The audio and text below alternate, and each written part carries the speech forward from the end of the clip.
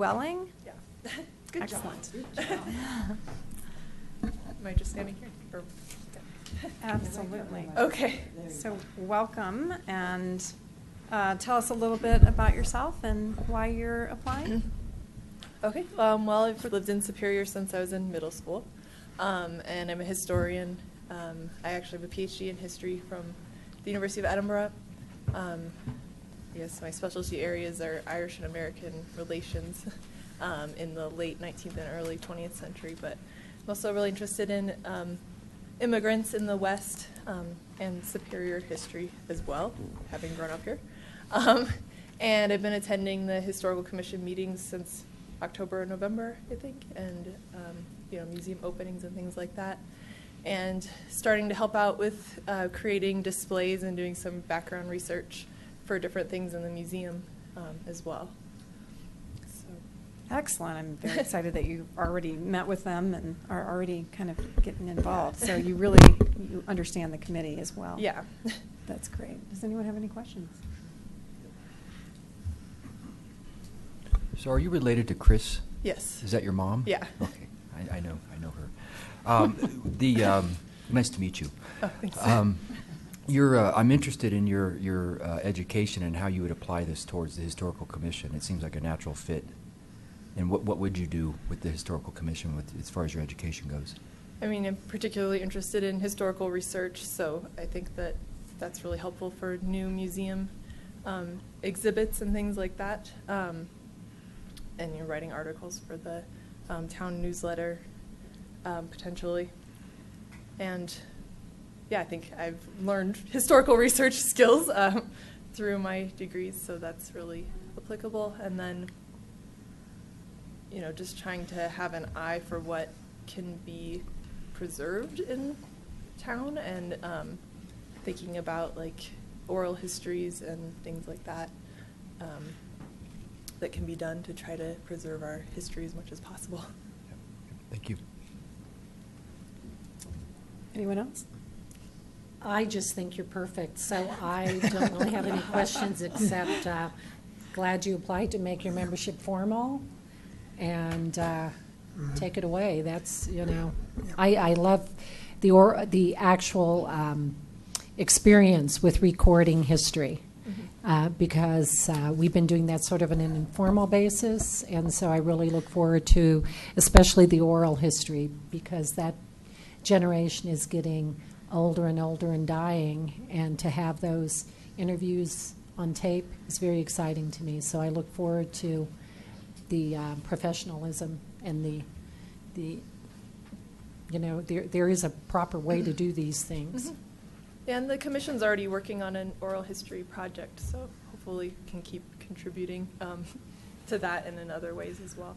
Mm-hmm. It's great. So, yeah, I'd just like to thank you for applying, and thank you for all the work you've been doing for the Commission already.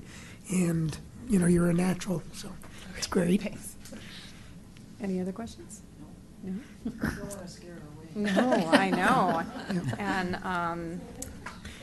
I was going to ask some normal questions that we normally ask, but like, why are you interested in serving on the Historical Commission? But you've answered that question very well. How about what do you see as the main issues facing the town of Superior? Not that it really applies to the Historical Commission, Beyond this, well, obviously just the growth that's going on right now. So as far as it applies to the Historical Commission, I guess making sure that the different park areas that have the historic buildings, get looked after, as well as all of the new stuff that's going on. And then I know that, so there are about 30 historic houses still in the original town, but there's no protection for them. So I guess thinking about ways to either make sure that they stay as structures, or just the ones that are in better condition or more like they were originally, stay the way they are would be good.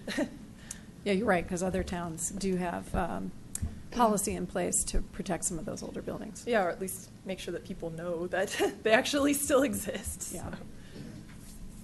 And how do you envision Superior 5 or 10 years from now? I think it's going to be pretty different than it is now or when I moved here too. So it's kind of hard to envision. But hopefully everything really takes off and yeah, be pretty good shape, I hope. Any other questions? Anybody? And so you don't have any problems with the time that it meets? Oh, no. You can make the meetings? Yeah, I've been meeting with them regularly. So. Perfect. Okay. Well, thank you very much. I really appreciate you coming and taking the time to apply and being interested in serving. Okay, thank you. Anything else that you want to mention, or? I don't think so. Okay. All right. Thanks. Great, thanks. And we will be possibly voting later today, Okay. tonight. So you're welcome to stay, or we can notify you afterwards. Okay, thanks. And then the next person is Karen Taylor, and she's applying for OSAC. Welcome. How are you? Hi. Good. How are you? I'm good. Tell us a little bit about yourself and why you're interested in OSAC. I've been living in Superior since 2000, raised my 3 kids here, and hike all over Superior. I've served on a nonprofit board in Boulder at my synagogue, and have done a lot of volunteer work in the community. And I have a little bit more time on my hands, and I'm really interested in how, the Open Space Committee uses their funds to preserve the open space. One of the reasons that we moved here was because of the open space. And it means a lot to me. So I don't have any professional experience with, this sort of thing, but I do have a passion for the outdoors, and so I would be eager to learn. And that counts 99% of the time, the passion. Yes, definitely. I'm a massage therapist, that's my profession, and so. Does anyone have any questions? I happen to know Karen, so I didn't know you were so proficient at fundraising, though. And that's impressive. Maybe we can get rid of the open space tax. What do you think? Just put you in charge of fundraising. So I'm excited, actually. The most important thing on the Open Space Committee is being at the meetings, and they're 6:30 every second Wednesday. Mm-hmm. So is there any complication with that in your schedule? No. I mean, I understand that there's 10, you're required to be at 10 and 10 meetings a year. Uh-huh. So you are allowed to miss 2, and I don't think that Really? should be an issue. I think you have to be at 12. Well, I was Shoot for told 12. that you have, there's some grace there. Okay. But we have very competent people, but oftentimes their work schedules cause them to be out of town, which Oh. creates a problem with Right. quorums. That's So not, my most important thing is simply you showing up. yes, I know you'll do a good job when you're there. that's not an issue. Perfect. Anyone else? Is there any one issue that you think needs to be addressed in OSAC that isn't currently being addressed? I guess that property, the building that isn't purchased yet, I think it's Sun, was it the old Sun building? Are you talking about level 3? Yes. Oh. Yes, that one. Oh, the property by level 3. Right. Yeah, Right. okay. I know that one is in question, and you're working on it, so I'd be interested in how that develops. Okay, yeah. We've been working on that as long as we've been here. That's what I heard. Forever. Yeah. Yes. Anyone else? Any other questions? Well, we got the main issues. Let's see here. How do you envision Superior 5 or 10 years from now? Or what do you hope for? Well, I'm really happy the way that it has grown. It hasn't really been too built out over the I've been here 16 years, and it was nice that there was a cap on the housing, and I do realize that it's now, people are realizing it is a jewel in the Front Range, and people want to move here. So it's really our job to preserve, what we have and not let it get too built. built up. That's my opinion. And with that, what specific priorities for you would you plan on working with the committee on? I mean, just the trails, preserving the trails and creating new trails so that they, are friendly for our residents and even people, that want to come from other areas, because, we tend to, go to Boulder, or, we're going to go to other communities. We want other people to be able to, use our trails as well, so. Okay. I think you've answered all the questions, and very excited to see you end up on OSTAC. So, and do you have like maybe any conflicts of interest that you think that would be a problem? I don't think so. Okay. What would Perfect. that be? I don't can't know. think of any. You work for, some. If you're a part owner of Level 3. I'm not. Or, you work for an open space No. company. No. All right. Well, thank you so much. I appreciate it. And you can stay. We probably will be voting on this later. Okay, thank you. Okay, we have 2 more interviews, and We we do. got like 30 seconds, so. Yeah. Yeah. No. So And, we'll have to kind of all right, speed so the along. next one is Colleen Callan, and she is applying for RCAC. Hello. Tell us a little bit Hello. about yourself. And My name's Why- Colleen Callan, and I work as a temporary worker for Boulder County Elections. I'm in charge of the healthcare facilities voting. And I'm interested in, I've lived in Superior since 2005, and I'm interested in being in the, of course now I forget the name of the committee I'm going for. It's something with recycling and, thank you, I forgot the. it's a nice acronym there. Yeah, right. Anyways, and I played around for several years to get up the nerve to really join a committee, and I read an article in the Daily News Miner. That's the wrong newspaper. That's from Alaska. In the local Boulder paper about recycling, and it just got me really thinking about how it's a much more complex issue than just simply throwing stuff into a can and wishing it good luck. Anybody have any questions? Colleen? Yes. The committee meets, I think it's the second Thursday of the month at 5:30 in the evening. So do you anticipate that particular meeting time Absolutely not. being a problem? I don't even like to travel, so. That's important Yes, because my job is just in Boulder, so, and I do no traveling outside of the Boulder County area. having a quorum for the meetings has been tight for that particular committee, so That's true. really important. My anticipation is I wouldn't even miss one. Oh, perfect. Yeah, there you go. That's perfect. That's all I want to hear. No, that's perfect. Oh, well, I'm very excited that you are applying and want to be volunteering for the town. So thank you very much. I appreciate There's no it. more questions. By the way, I've been using reusable bags since the 70s. Does anybody ones? have the same one? Does anyone have any more questions for Colleen? Oh, yeah. Does anyone have any more questions? Oh, Oh.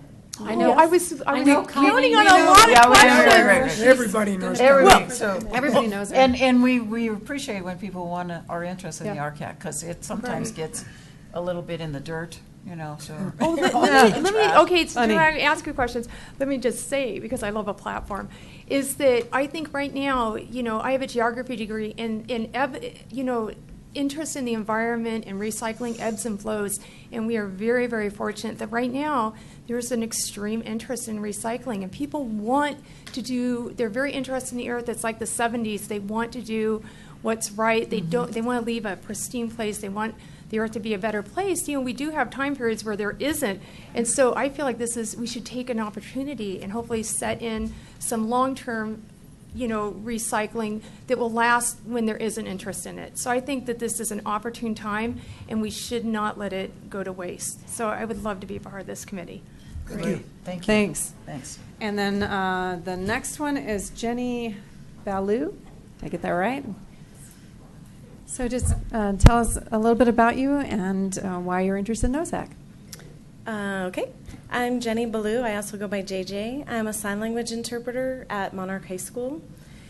And I've lived in Superior for about 3 years.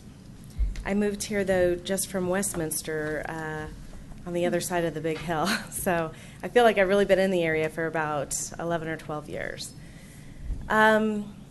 So I just decided that I wanted to get involved in the in civics around here, get involved with the town of Superior. So I pulled up the committee list to see where I might fit in, and I saw there was vacancies on this committee. My first profession, I was a wildlife biologist, and I thought, well, all my knowledge isn't super current, but I can bring some understanding, background information to that committee. Mm-hmm. So I decided to apply for that one. Great, thank you. I appreciate your service. Anybody have any questions? I do not know JJ, so I can't say anything other than welcome. And the 6:30 meeting, the second Wednesday of every month. How does that look in your schedule? Right. No, I checked on that already. So Okay. that's good for my schedule. Good. It should be a fit, an occasional musical performance I need to attend for one of my kids, but what are the odds it'll be on the second Wednesday? Right. But this committee has really gotten its momentum going, and it's doing some very exciting things. So I'm glad to. We had a couple of members have to leave because of work conflicts, so I'm glad to have those spots replaced quickly. So you'll hit the ground running. Yeah, Martin sent me some information and some links, and I was looking at the research that was done years ago that they based the plan on and how the plan has been being implemented all this time. I was actually really impressed. I didn't know it would. It was already so organized, so I feel like, just joining in and getting to understand the plan and just continuing with the implementation. But it was impressive to me that 10, 12 years ago it was already being thought of. So, Any other questions? No, I think that's good. Well, in the interest of time, I will have to cut it short, but your odds are very good. So thank you for your service and for applying. I appreciate it. You bet. Thank you. Thank all of you. It's encouraging. And you're welcome to stay for the regular meeting, and we'll probably be voting later. So do we want to take a 1-minute break or not at all? No, Nope, we're ready we're to go. good. All right, let's move on. So, call to the order of the regular meeting of the Town of Superior Board of Trustees. And we are doing the Pledge of Allegiance as we are our second time. Pledge allegiance To the flag of the United States of America and to the republic for which it stands, one nation, under God, indivisible, with liberty and justice for all. Two, that's right. Okay, so calling of the roll. Phyllis? Sure. Mayor Clint Folsom, Mayor Pro Tem Deborah Williams, Here. Trustees Joe Sorelli, Here. Rita Dozell, Here. Elia Gagoras, Here. Chris Hansen, Here. Sandy Pennington, Here. Assistant Town Manager Martin Toth, Here. Town Attorney Kendra Carberry, Here. Town Clerk Phyllis Harden here. All right, so is there any changes to the agenda? Yeah, I'd like to pull C and D, please. Okay.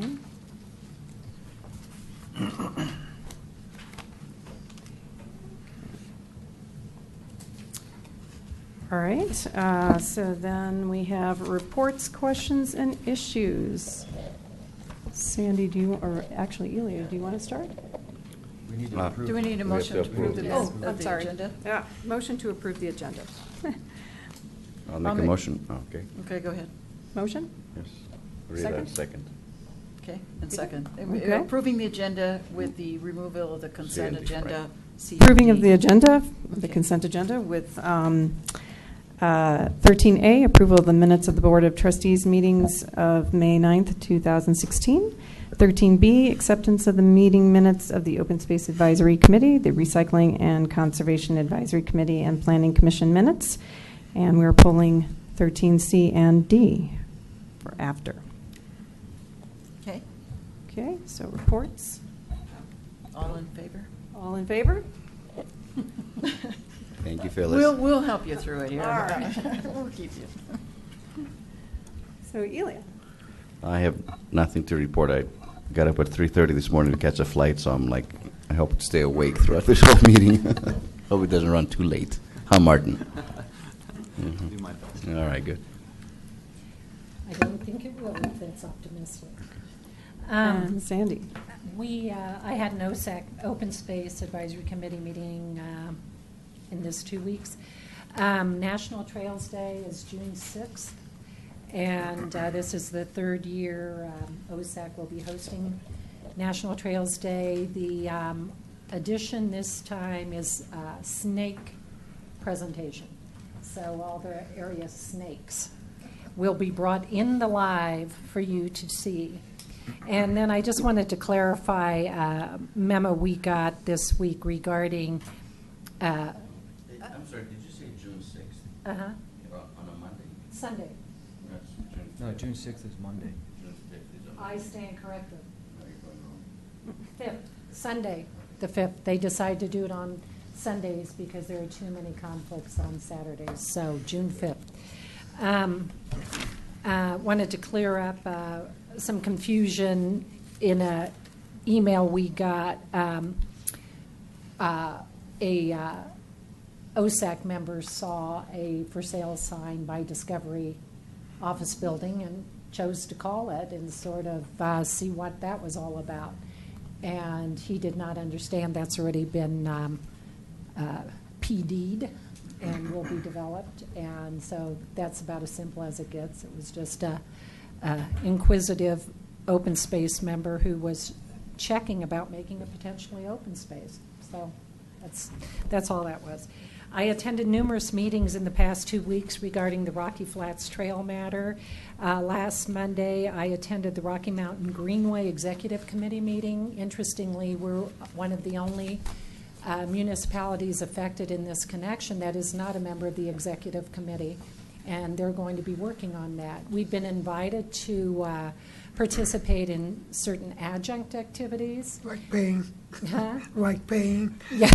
Well, adjunct activities like site visit or something like that, and sometimes we go and sometimes we don't, because up to now it's been a staff person who's been assigned by the manager to do that. So I discussed that with the manager and asked that I could take over those responsibilities. Most of the time it's a council member or a trustee. So anyway, the exciting thing that happened at the Greenway Committee is Boulder County, represented by Deb Gardner, handed a letter then and there to David Lucas from Fish and Wildlife, who interestingly ran the committee meeting on the Greenway. Now he's the guy who manages Rocky Flats Refuge. Refuge, yeah. Rocky Flats Refuge. So I was a little alarmed that he's also running the Greenway Committee. But anyway, she passed him a letter asking that an alternative alignment outside Rocky Flats be included along with any trail that goes through so that people can choose. They can opt in or opt out. And the representative of the city of Boulder said they too are going to be submitting such a request to the Rocky Mountain Greenway. And I think that's a great development in this whole thing, that there will be this issue of an informed consent. Jeff, I also attended Broomfield's meeting. Sometimes it's all a blur now. I've attended so many meetings, but they have agreed to put basically hazard signs as you approach Rocky Flats from the Broomfield side, informing cyclists that you're about to enter a site that historically has been radioactive. And the city of Boulder at their meeting agreed also to have signs on their trail. I may be confused here, City of Boulder or Boulder County. Mary, you can correct this. I'm not On sure that which it is. approach as well. informing. Understand that for the past couple of decades, we've not been able to get signage right at Rocky Flats talking about the danger. So I really laud these communities for taking that seriously to do it on their land. Also went to the Boulder County Commissioners meeting in which they voted on this. Virtually everybody is going with some version of the City of Boulder's testing protocol. And the reason I'm attending these meetings is actually because that testing protocol is not as strong as I feel it should be. It allows Fish and Wildlife to test itself, which I don't believe is the best way. And I'm just one of a number of public commenters who are suggesting ways in which to make the testing protocol that may take place unimpeachable, so that we then don't have a whole chorus of people saying, well, yeah, but you didn't do the testing the right way. The point's to make it as unimpeachable as possible. And then interestingly, we were invited to a meeting of the guy who runs the federal lands planning team. And apparently we've made enough ruckus that he actually wanted to meet with all of us. And that was a very, very productive meeting because he's hearing the message and he wants to do the right thing. So I think we may have all taken, made decisions on different ways to skin the cat, but it's certainly having an impact here on this discussion of whether it's safe or not to put a connection through Rocky Flats. Sandy, how was that received by David Lucas having the dual trails? Huh? How was it received? Do you know how he received that? I mean, was he considering it, or do we know? Well, his demeanor at the Greenway when Deb handed that to him was professional, and so I have no reason to believe he won't consider it professionally. But the communities in this have a great deal of weight in this because they're not rolling over and playing dead. They're saying, you know what, let's prove it's safe. And I really like this Boulder County approach, which is and it's a message we've tried to get across, which is why compromise the 80-mile Greenway for the great thing it can be by making a 3-mile connection iffy, because I'm never going to do the whole Greenway if I'm forced to go through Rocky Flats, and a lot of people won't do it. So why not keep the integrity of the Greenway in place by giving you an opt-in or opt-out? Well, the reason I asked, though, is one of the primary reasons why they went through Rocky Flats is because it wasn't affordable to go around, because they have to purchase the land and the terrain and all of that. So I find it odd if they're going to do both as a concession. Why wouldn't they just do the one that goes around? Because there is some interest in qualifying for this FLAP grant. And I did confirm in the meeting with the Federal Lands Planning Team that you, interestingly, either have to go through it to qualify for FLAP money. So that's $5.5 million or something to build those. Of course, you wouldn't need to build those expensive over or underpasses if you did nothing. But people are enamored with free government money, and you don't need them if you go around. So people can't it's hard for people to absorb when you're thinking about a grant of that size that you might be giving up. Interestingly, the tidbit of information I got from the federal lands planning guy, Elijah, was that if the tests show the site's unsafe and an alternative route is mandated, then FLAP monies will apply to the alternative route. But it's got to be proven unsafe first. So, this is all evolving in a manner I think that is positive. Sure. Great work. I know more about plutonium than I just reread the Ambush Grand Jury just to find out what I forgot. I said at the recycling meeting, I did use my 50% off coupon that is available to all Superior residents to take to the Hard to Recycle place at 64th and Arapahoe. So I want to remind people that email came sometime last week. Print it out, use it. I saved $27.50 total today, so it can add up. And then I failed to say this a week or two ago. I attended the Xeriscaping seminar that was put on by somebody to do with the town, and it was fantastic. And I would suggest we have Xeriscaping 2, because this one did not get into the plant selection for the front range, and it was more on some of the more basics of it. So I'm ready for 2 and 3. So kudos to the people who put that together. That's enough for now. Okay. Okay. On May 12th, Clint Folsom and I attended a meeting with Bill Jenks at his request from Ranch Capital and Pamela Lehman. And Bill provided us an overview of his education and past experience.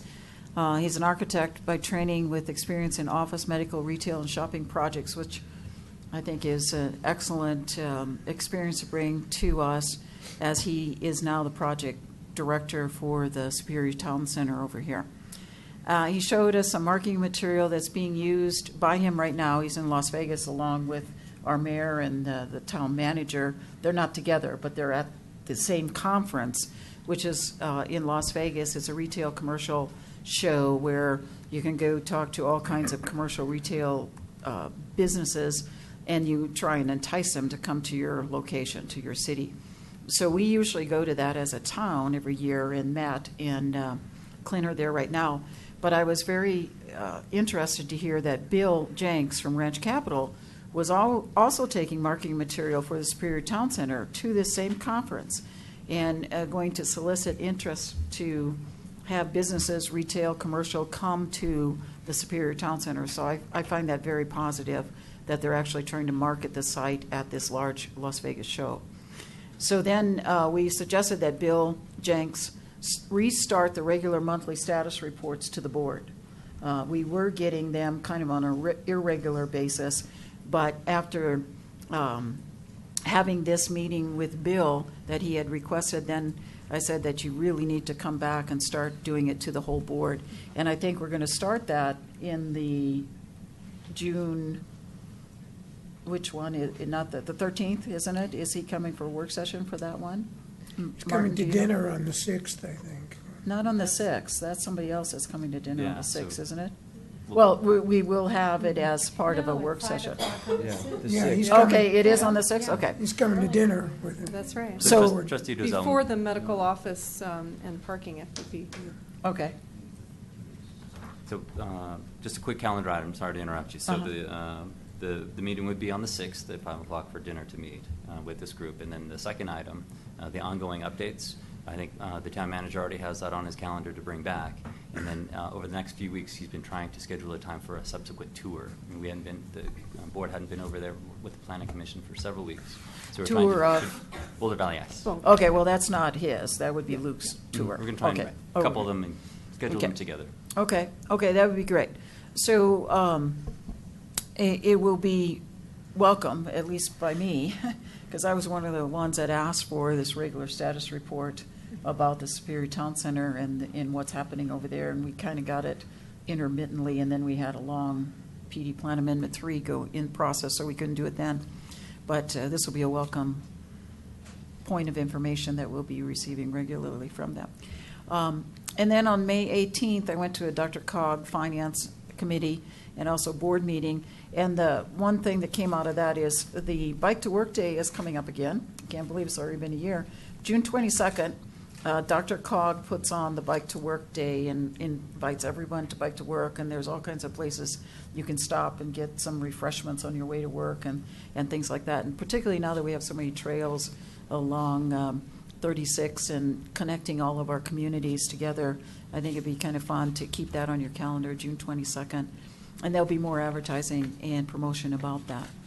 Also, the sales tax increase initiative for transportation spending was pulled. by the Contractors Association that very day. They were going to try and get it on the ballot this year, but they decided they just couldn't make it, so they pulled that. And then on May 19th, Clint and I again attended a meeting, this time with Scott Peterson, who is a developer who has indicated some interest in possibly building a transit-oriented development by our bus rapid transit center here in the marketplace. That BRT site is owned by RTD, so we get a lot of acronyms in here. I can do acronyms all day here. TOD, BRT, RTD.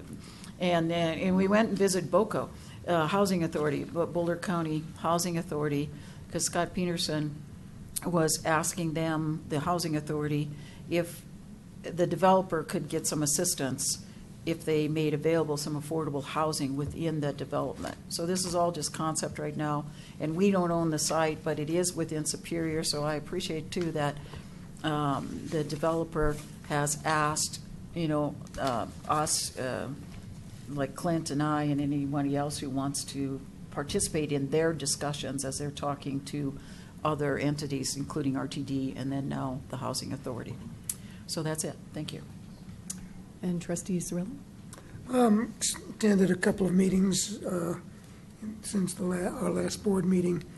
The Historical Commission last Friday morning. The big news they're rescheduled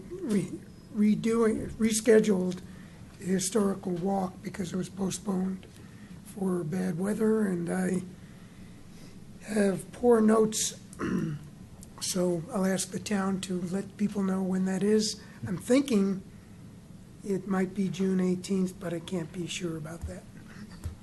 So, again, it is coming up. They're also opening twice a month during the summer.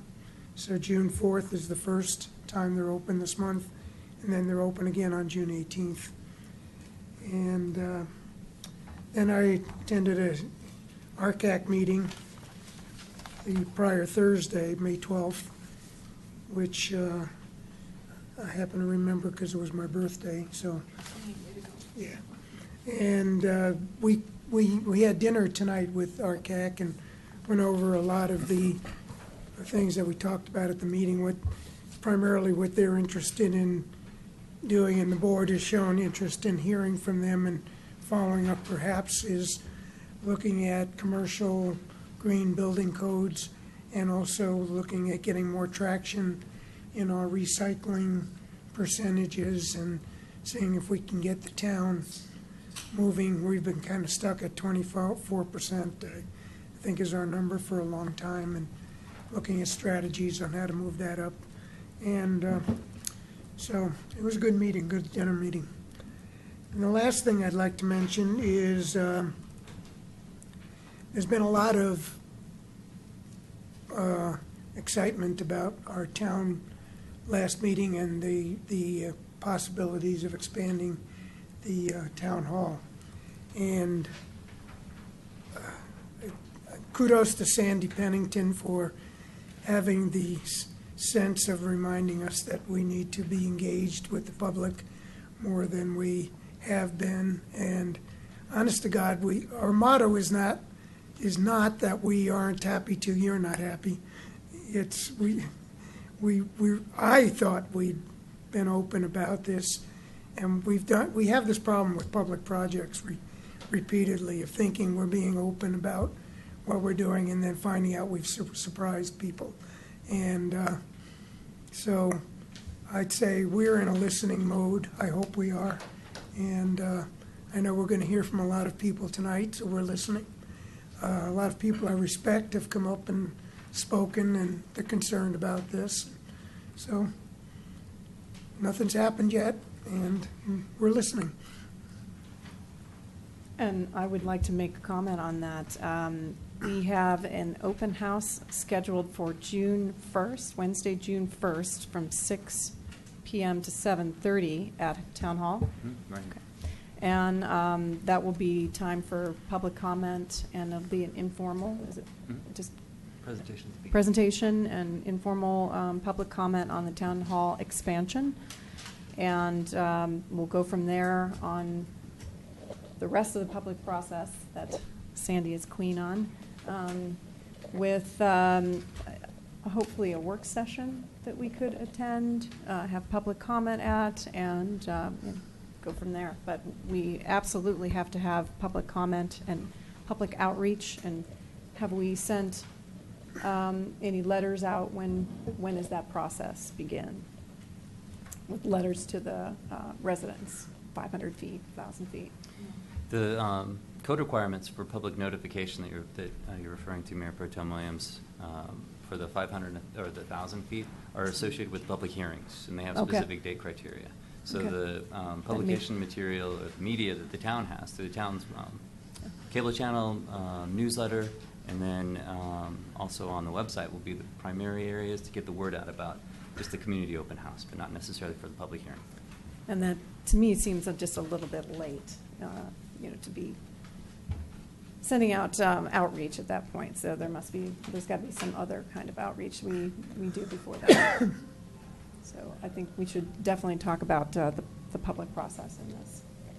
I think you're going to do the e-blast too, which is good. And then maybe, I'm sure those e-blasts go in the CAC as well, right?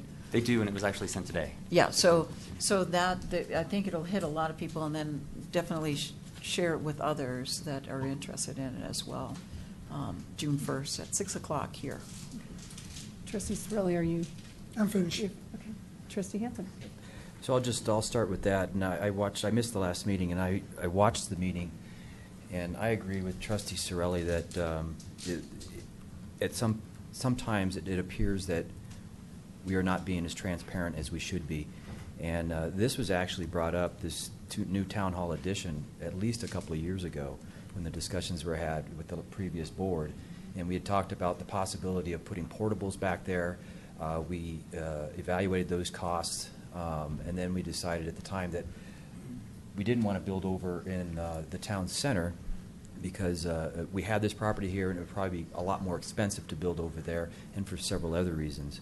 But I agree that we need to improve that. And in watching the meeting also, one thing that didn't come up at all, and I've had discussions since with some residents, and there was no discussion about parking and traffic patterns or anything like that. And I think that even though it may appear that we're behind now, I still, and the 500 and 1,000-foot rule of public hearings and all that, that's fine, but I still think that we owe the residents back here the courtesy of talking to them a little bit more and having them involved in that process because they are going to be potentially impacted the most.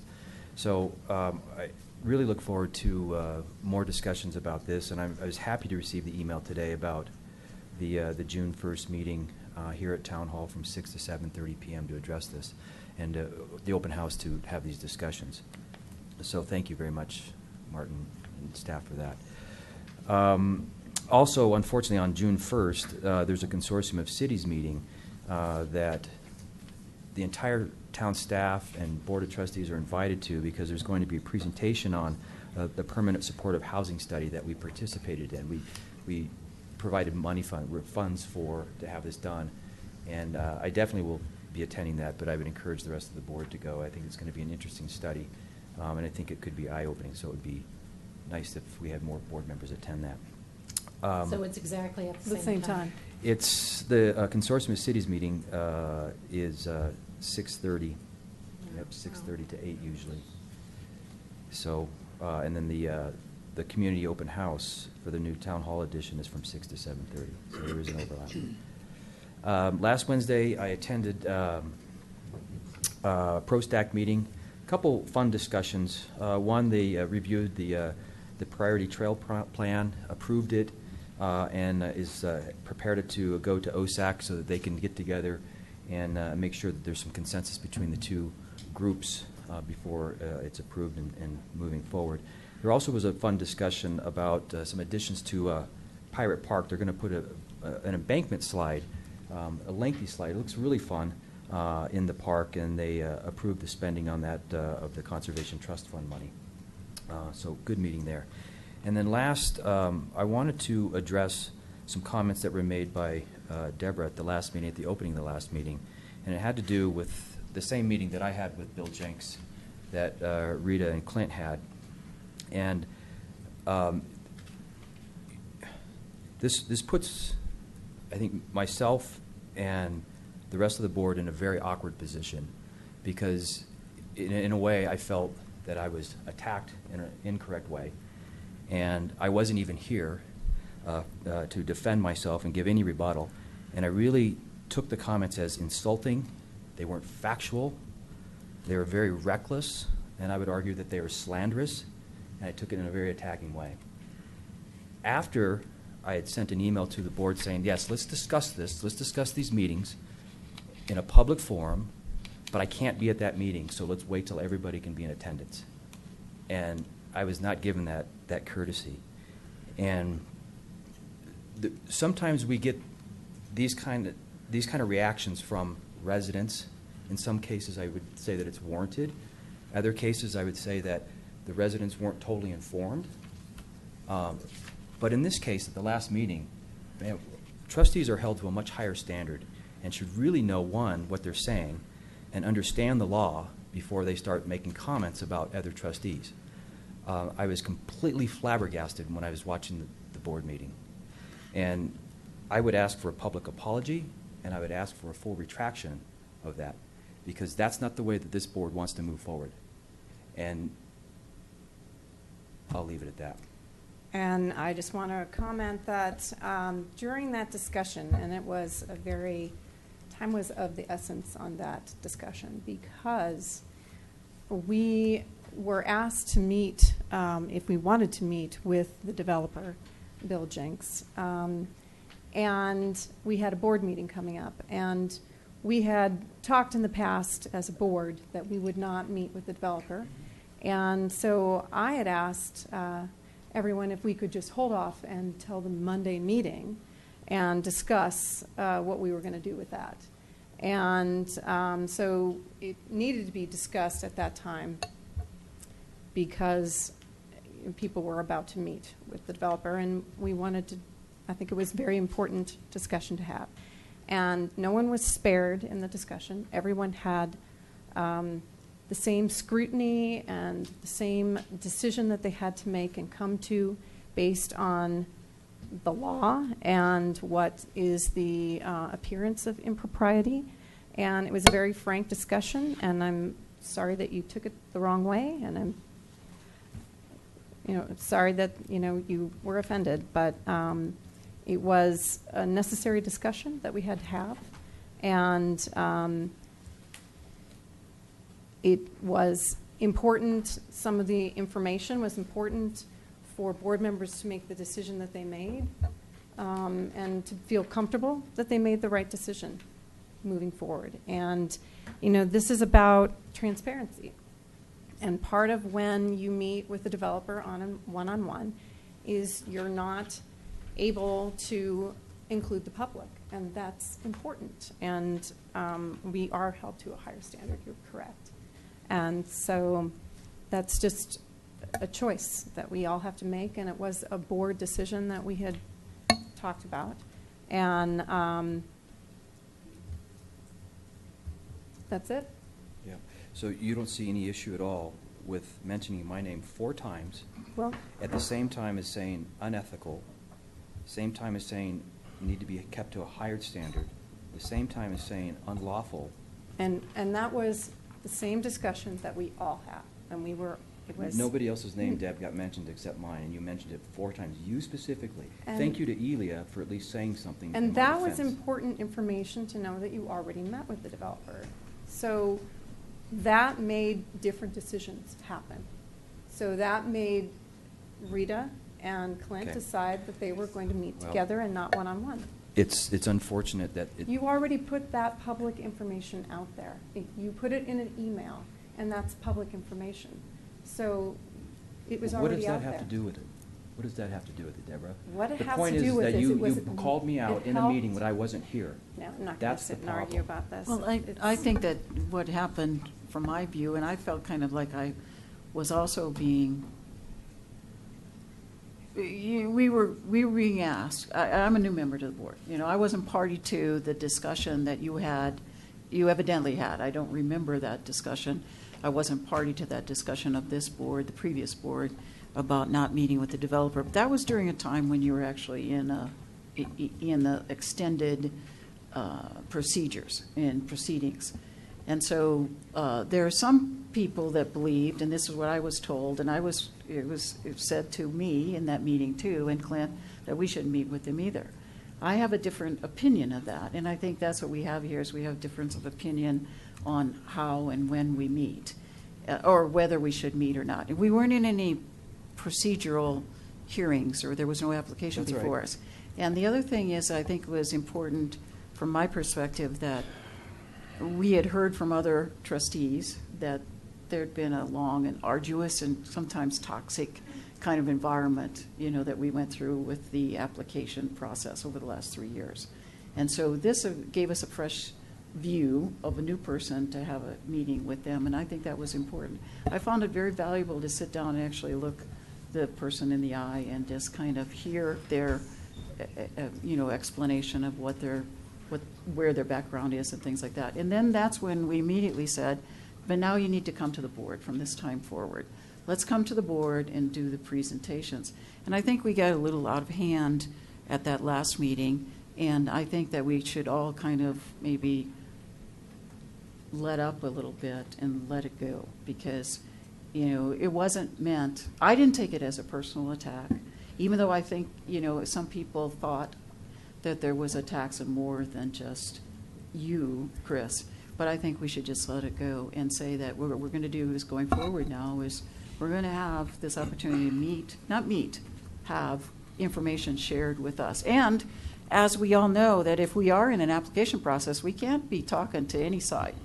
I guess, whether it's the developer side or I guess the other side is us. We can't even talk to ourselves. I don't know, because there's only, we're the other side of the town is. And we should just keep that in mind, that as long as there's no applications. And if we know something that's personally, if we have personal information that's valuable to the decision-making process, then we need to share that with the whole entire group. If we've had some kind of a interchange or a meeting. And I'm not accusing or saying anything. I'm just saying that's what it says in the documents, and that's how we operate, is that from this point forward, let's move forward rather than moving backwards. And I wasn't willing to move backwards and go back to some kind of an agreement that supposedly was made with the previous board, because I wasn't part of that decision. So I think we can move forward from this, and it'll be actually a better process experience that we're going to have. I think Ely wants to say. Yeah. So I also met with Bill, and I'm really glad that I did. This is someone that represents Ranch Capital. He's somebody new to this town. I wanted to look him in the eye. I wanted to understand where he was coming from. I wanted for him to get to know me. But I think there were comments made in the last meeting that cast aspersions that if you had such a meeting that somehow magically you might be influenced for some future decisions you might make, one way or another. And I think that's just a ridiculous assumption. And for me, it's personally insulting. After 10 years on the board, that I would be influenced because I meet with a young man once for an hour, that's just a ridiculous statement. So I took offense to it, and I understand why Trustee Hanson took offense to it too. So I'm glad I met him, and I look forward to meeting with him again with the entire board or however we meet. He has a lot of great ideas, and I welcome him to the town of Superior, and it is a fresh start. He's different than some of the other representatives of Ranch Capital, and I'm glad that he's here. So, and I am ready to move forward, but I have no regrets. As a matter of fact, I think it was great that we met. And what I don't appreciate, I guess, is that somehow I don't judge, anyone who chose not to meet with him, but I feel like there's a judgment for those of us that chose to meet with him, and I don't think that's right. So this is a democracy. Some of us choose to meet, some of us don't. That's okay. But let's not pass any judgments on one another that we're doing something either illegal or unethical. And that's the insulting part. Well, and you can let the public decide that, not your fellow board members, as to whether the public feels comfortable that you meet one-on-one with the developer. I mean, that's... It's a personal decision. It has nothing to do with the public. If I'm not running for re-election. If the public chooses to judge me because I spent an hour with this young man to get to know him better and look him in the eye, that's up to them. I feel very comfortable in my conscience, and it's not going to sway me one way or another if some FTP comes up in 3 or 4 months. It has nothing to do with that. So that's the, I think, faulty premise that somehow that's what's going to happen. So I'm glad that, Rita and the mayor and Chris and myself met, and I also respect the fact that you chose not to meet with him. That's fine with me too. Trustee Pennington. I'm one of the ones who chose not to meet with the developer. I actually feel those meetings should all be in public.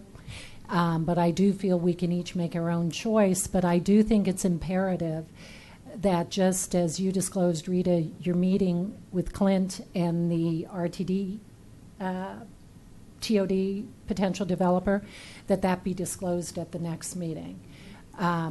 So I would hope we could agree on that. And I guess if we can't agree on it here, that it should be on the next retreat agenda. Because I do think these things are critical enough that they do need to be disclosed.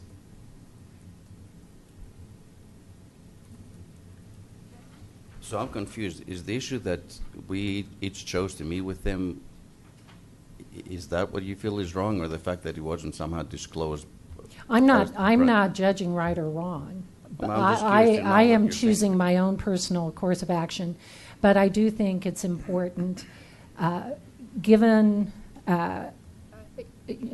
the role we as board members choose to take on when we run for election, and our oversight responsibilities for this town when we meet with very important players to the economic health of this town. I think that deserves to be disclosed. It's not just developers, it's other folks too. And in Rita's case, it's just some sort of thing that may or may not occur in the future with that particular developer. But I think we have two trust issues just by virtue of our elected capacity. One is the residents trusting us, and the other is us trusting each other. Okay? And I feel if we want to keep both of those where they need to be, those levels of trust, we should disclose. And that's all.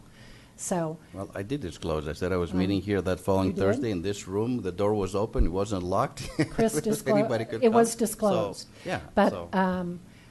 I would like that to be from this point onward. I mean, we have had this relationship in place for 3 years now, and it's been a long time since anybody, I think, thought about disclosing anything. So let's just renew that and agree that if we meet, we disclose so that we can maintain that trust among ourselves and with the community. I agree with you 100%. And the issue that you brought up, the second issue, which was us trusting one another, that's what seems to me really peculiar, because it sounds like there's some mistrust that if we meet somehow, that's what I got out of it. That's, I guess, what I found insulting. Like, I would trust any one of you to meet with anybody because I know I've worked with you and served with you all these years. So I would hope the same is in return. We were just through a very brutal PDA 3 that extended 5 meetings. There was nothing pretty about that. No. And so I think anything we can do to learn from that, et cetera. And I would hope, I would actually like us to take formal action to agree that we will disclose rather than just have nods, because the I'm okay with mayor's it. not here, so we can have this discussion again and agree to disclose this and other very important meetings we have as well that have similar impacts on the community. I totally agree with that. But just because sometimes we vote, if somebody votes yes and somebody votes no, my trust for you is 100% like it always has been after all these years. So we're good. Okay, we can agree to move forward. I had a number of meetings. I went to a Louisville library meeting. And first of all, wondering if anyone has even tried their makerspace. Anyone been to that? Well, we got a presentation to our Board of Trustees for the library, and it was just amazing, some of the things that you can do in this makerspace. And I would love for the technical librarian to come from Louisville and give us a presentation on that if we can fit that in sometime. and if anyone is interested, because kids, adults, there's a number of things that you can do. It's so multi-generational of projects that it's impressive. We absolutely need to see what that presentation is, so hopefully we can do that. I passed out a couple of things. First thing with the library is this is a red box library idea. And if you know what red box is, you get your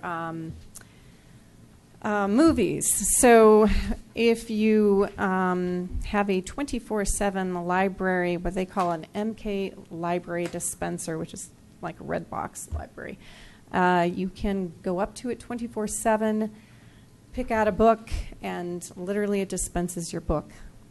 And so I think this is something great to look at. It could be costly depending on whether it's indoor or outdoor. Its potential is enormous. We can have it, we could have several, or at least one, and we can start with one and see where we go with that. But it's an opportunity to just kind of do some research on something a little out of the box. So, pun intended. I'm sure. Yes, of course. And then one other thing on the library, it is possible that in the IGA it states that the Library Board of Trustees, actually the Louisville City Council, would appoint a Louisville Library trustee from Superior, and it does not have to be a trustee. And what we could have is a member of the public be on this, the library trustees, and one of us be a liaison that is a non-voting member. So basically I would love to see that happen, and maybe open it up for discussion and possibly decide on that. I've brought it up a couple times, but this is actually something we would get applications, then we would appoint who that is, then we would take that nomination to the Louisville City Council, and then they would appoint that to the Louisville Library Board of Trustees. So how does everyone feel about that? Can I make a suggestion that if the board Yes. is going to take action on this, that we postpone it? So Right, it is an but I mean, agenda item? we're going to discuss it, and then we can Okay. put it on another agenda in the future. Didn't we discuss this at a We Retreat? discussed adding a second Yeah, a voting second, member. but that's not going to be an option. Yeah. But I think the best option is actually appointing one of Superior residents and then having a board, one of our board members be a liaison that's a non-voting member. Okay, and I think that, as you said, we should take it up at another meeting, but something to add to it is that we'd have to put it on the next open Right. house for committees. Yep. You know, that's where we could ask for, but we can have that discussion at the next meeting. You know, it would be a great place to solicit people that are Mhm. interested by Yes. actually adding it to the committee open house. Open house. Absolutely. So if we're interested, we should pursue this and get going on it and put it on the agenda and either vote or whatever is I legally. actually have to think about that. Or Okay. since we only have one voting position and they have how many? 6 more? How many people are on that committee? I believe there's 7. Something like that. When I served on the committee, I actually think a trustee was necessary as the voting member because you're very knowledgeable about the assortment of issues that play into our support, why we're have this arrangement the way we do, et cetera, et cetera. So my instinct is if I have to give up the trustee as a voting member, I'm not interested. That doesn't mean we can't. I would probably do it the other way, leave the trustee the voting member and also have a community a resident from the community who also participates in the meetings. Liaison. I think Kendra's trying to get us to put it on the agenda Okay. for some Correct. other. But I mean, this is just Yeah. a Future discussion, meeting. but. Yeah, I would just like an opportunity to review the IGA again before we decide. Please. Right. Okay. And maybe Where bring would that they back have and give us ourselves? some options. Perfect. Then I would also, we have a resident that is kind of famous this last weekend. And I just want to read this first. She's also in the audience. Actually, I can't read this tiny type. A new memorial was placed at the post office in Masonville to honor veterans from the Buckhorn Valley area this weekend. A formal dedication of the memorial took place at 10 a.m. on Saturday, May 21st at the Masonville Post Office. Veterans and other members of the public were invited to attend the ceremony, which took place on Armed Forces Day. And even an Air Force jet performed a flyover during the dedication. And I did pass out to the board and town manager and town attorney the article that was in the Herald, and it is featuring Gladys Forshee and the Larimer County Commissioners. And Commissioner Donnelly explained how Gladys Forshee came across a large number of World War I and World War II veterans while she was conducting research on Buckhorn Valley for a history book that she is writing on the area. Forshee worked with the commissioners and the Larimer County Department of Natural Resources to get the memorial placed at the public location. And Adkins Park Stone donated a rectangular-shaped stone from its quarries in Buckhorn Valley and sandblasted the design and dedication. And Forshee said in an interview after the event, the layers of stone and the layers of all the veterans over the years, they just match, they just connect. So I just wanted to give a little shout out to Gladys Forshee for doing this research and being a part of the Veterans Memorial and being our little 15 minutes of fame here in Town of Superior. Thank you. You're welcome. Also, I wanted to poll trustees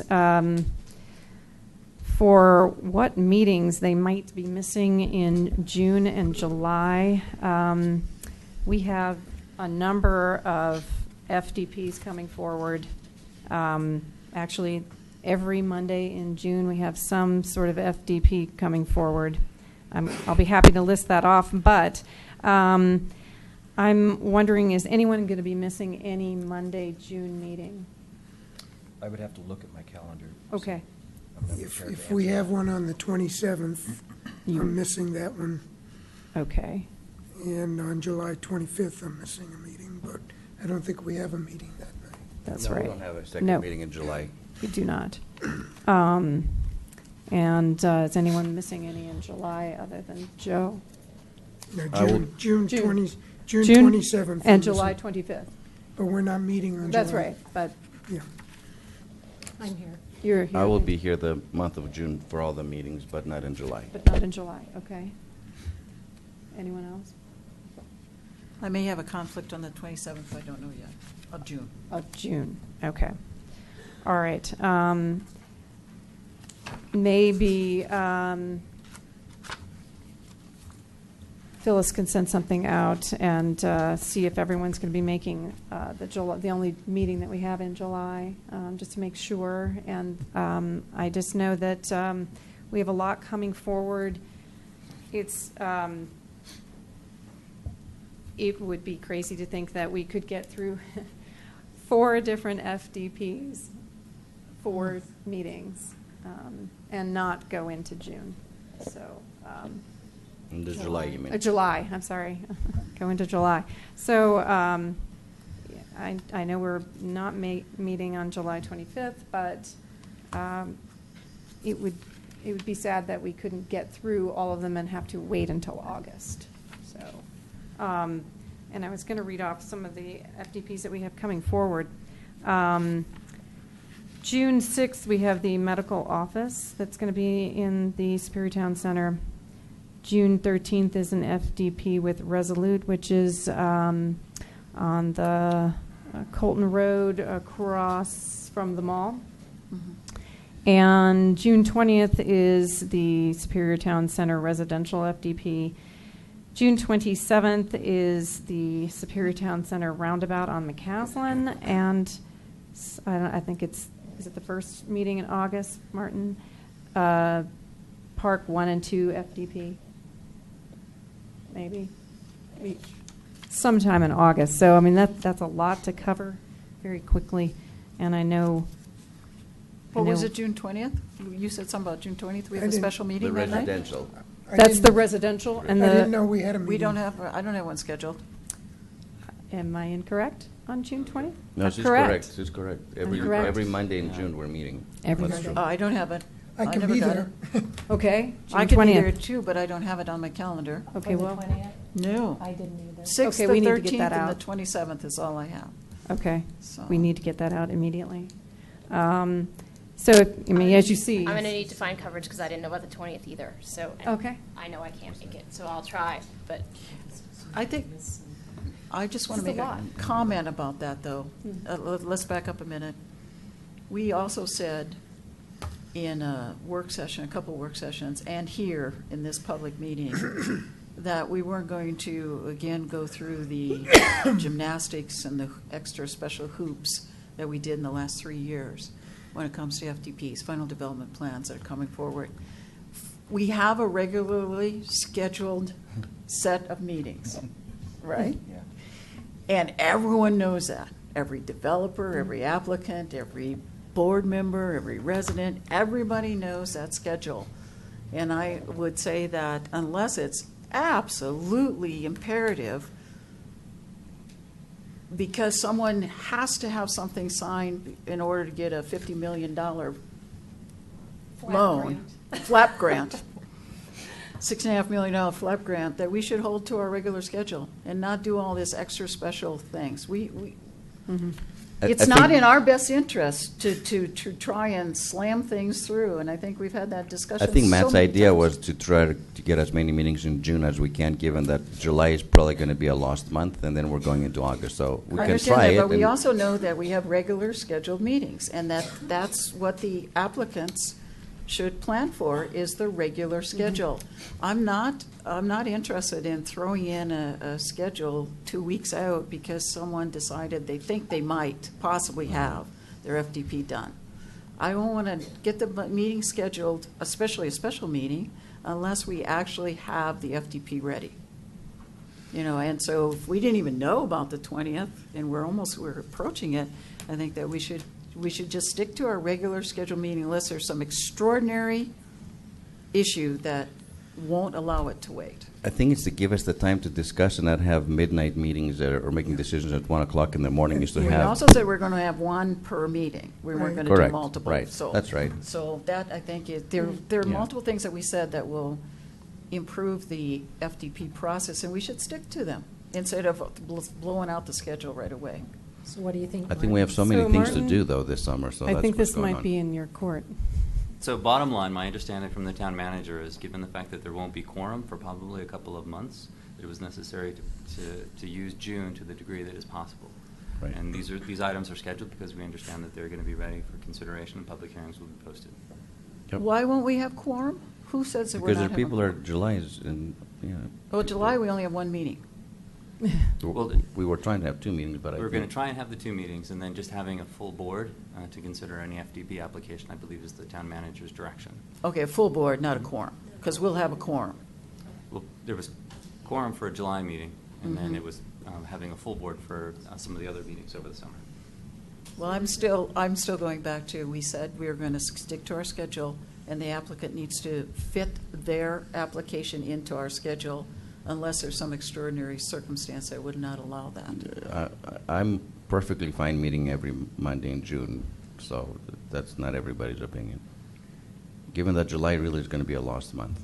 So I'm sorry, we're not saying we're not going to have a quorum on July 11th. I'm just No. We don't even have a meeting. Oh, no, I'm sorry. on No, July we do have 11th. a meeting. We No, have a we do. meeting, and we have, No, we don't have a meeting on July 11th. We have a meeting on July 25th. No, we do. No, it's the We do. opposite. the opposite. It's It's the the flip. opposite. We have a No. meeting July 11th. And we also have, Yes. But not the 25th. and a retreat on July 11th. Yeah, which I'm not going to be there.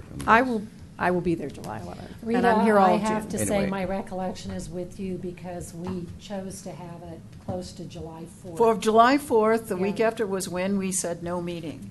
It's always around the July 4th timeframe. I have it down, But, no, July 11th. What do you have, Phyllis? I think we changed it because trustee Sorelli couldn't make the July 25th meeting. And He was I gonna be won't be there either. Okay, so we changed it back To- to the 25th being off? being off, yes, Yes. and having the meeting July 11th Okay. and the retreat. But I'm not going to be here on the 11th. And you're so not just- here on yeah. the 11th. But I'm okay with you meeting without, I Oh, don't no, have to I be do there. remember that, because you said Yeah. it's fine, you can't be at everyone. Okay, I Right. remember And that. That if just you- happened Yes, at the last right. work And- session or And retreat. if you want to meet on the 25th, you're welcome to do anything on Chapter 16. So you don't have to go through that pain. Okay, I think outside of tonight, we probably should figure out our schedule We for probably need sure. to move on, so. too. Yes. We're yeah, about we an do. hour late, You're- so. We have About no half hour. public comment and presentation. So I'm going to leave it in the staff's, in your court. Figure that We out. don't need to have the meetings, just Okay, like they're so, scheduled. I guess coming back to the schedule, if Phyllis will do us a favor and double check with everybody's schedule. My understanding from the town manager was that there was going to be a board member not available during the meetings in July and August, at least one. So having an FDP scheduled during those meetings was going to be prohibitive. Right. So that was the reason for making sure that all the Mondays in June were effectively used, because there would be a full board. That's right. That's So how it was. we'll work to push through on that Okay. schedule then. All right. All right, the town manager, or assistant town manager, excuse me, reports? Any reports?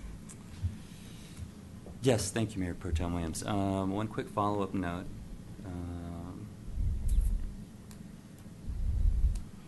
Trustee Williams, you mentioned the Zurich work session that happened last month, or earlier this month. We are working to schedule a second one next month. The Xeriscape? Mhm. Oh, great. And that's really it for, that's it for updates. Okay, town attorney. Thank you. I didn't provide you with a formal memo on this agenda, but I will let you know that I did review both the RTD IGA for the CMAQ funding and the Loris and Associates Trail Design and Construction Management Service Agreement, and they both look fine to me. Okay. I also just wanted to let you know that I did also receive a call from the Boulder County Housing Authority, basically saying, do you know of anything available in Superior? So I'm just throwing it out there. So I keep getting, the attorney that represents the Housing Authority and I we're friends anyway, so he was calling me about something else, but he said he just wanted to ask me again. if So there was that anything. before or after our meeting? I don't know. I'm not sure. It was last week sometime. And the answer is no. I'm just letting Again. you know, I was asked I to don't know how pass many on times I that have to say message, and I'm that, passing but- it on, so. Okay, well, thank you. I'm just passing it on. We've That's all I have. discussed this at length, and That's all I have. I'm just All right. passing it on. Thank you. I think just to make the connection with the meeting that we were at, Clint and I were asked to attend. We didn't make the meeting. We were asked to show support for development at the RTD-owned property here in the marketplace beside the BRT. And what the developer's trying to do is put their potential funding together. And one of the things that the developer said they were going to do is go to Boulder County Housing Authority and see if they could designate a certain portion of their apartments that they would build there, if they built there, as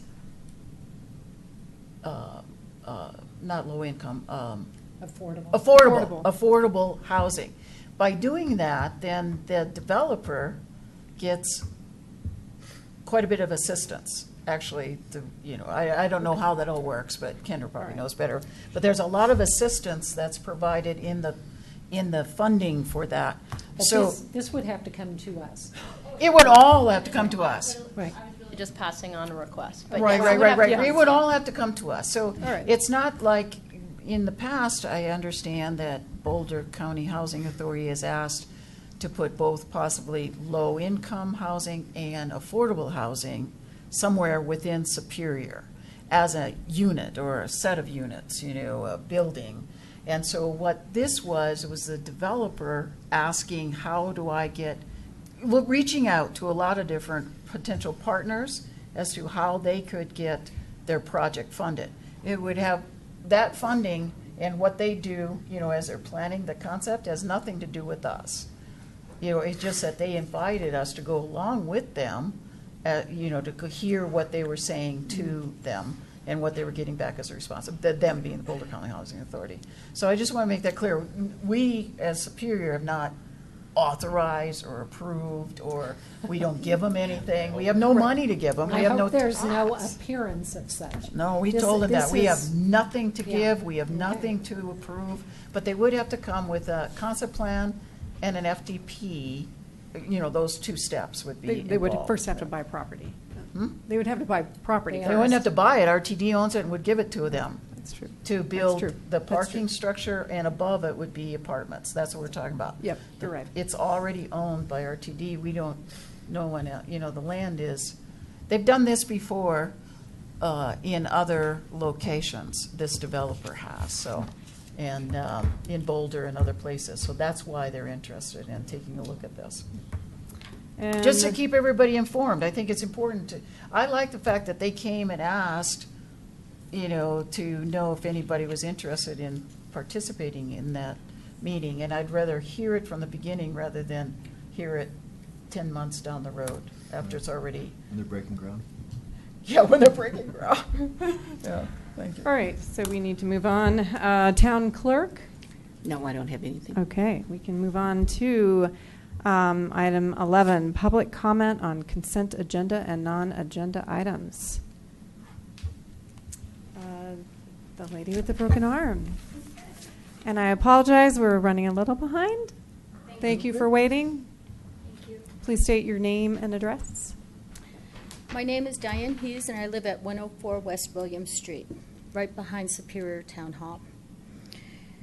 I'm here tonight because I found out a week ago from a neighbor here in Original Town about the proposed Town Hall expansion project. I immediately came home and scoured your website to find information about this project, only to discover that there is absolutely nothing posted there. For this reason, I came to Town Hall last Monday, and I met with Stephen Williams, an assistant planner in your planning department. When I asked him for information about the Town Hall project, he looked me straight in the face and told me that he did not know anything about it. I am here tonight to tell you that I find it impossible to believe that anyone in your planning department would not know about a 12,000 square foot expansion project literally in your backyard. What I do believe is that this is a continuation of Town Hall's efforts to stonewall the people of Original Town and prevent public discourse on a project that dramatically affects the quality of everyone who lives here. For decades, we've been told that Town Hall was going to be relocated to the new town center when it was built. Somewhere along the line, you changed your mind and never bothered informing us. This is of grave concern to me. If you walk outside the walls of this building, you will see the original 1860 homestead that led to the creation of Original Town, Superior. Not only is this area a testimony to the history of Superior, it is the heart of our small community of single-family homes, some of which have been here for over 100 years.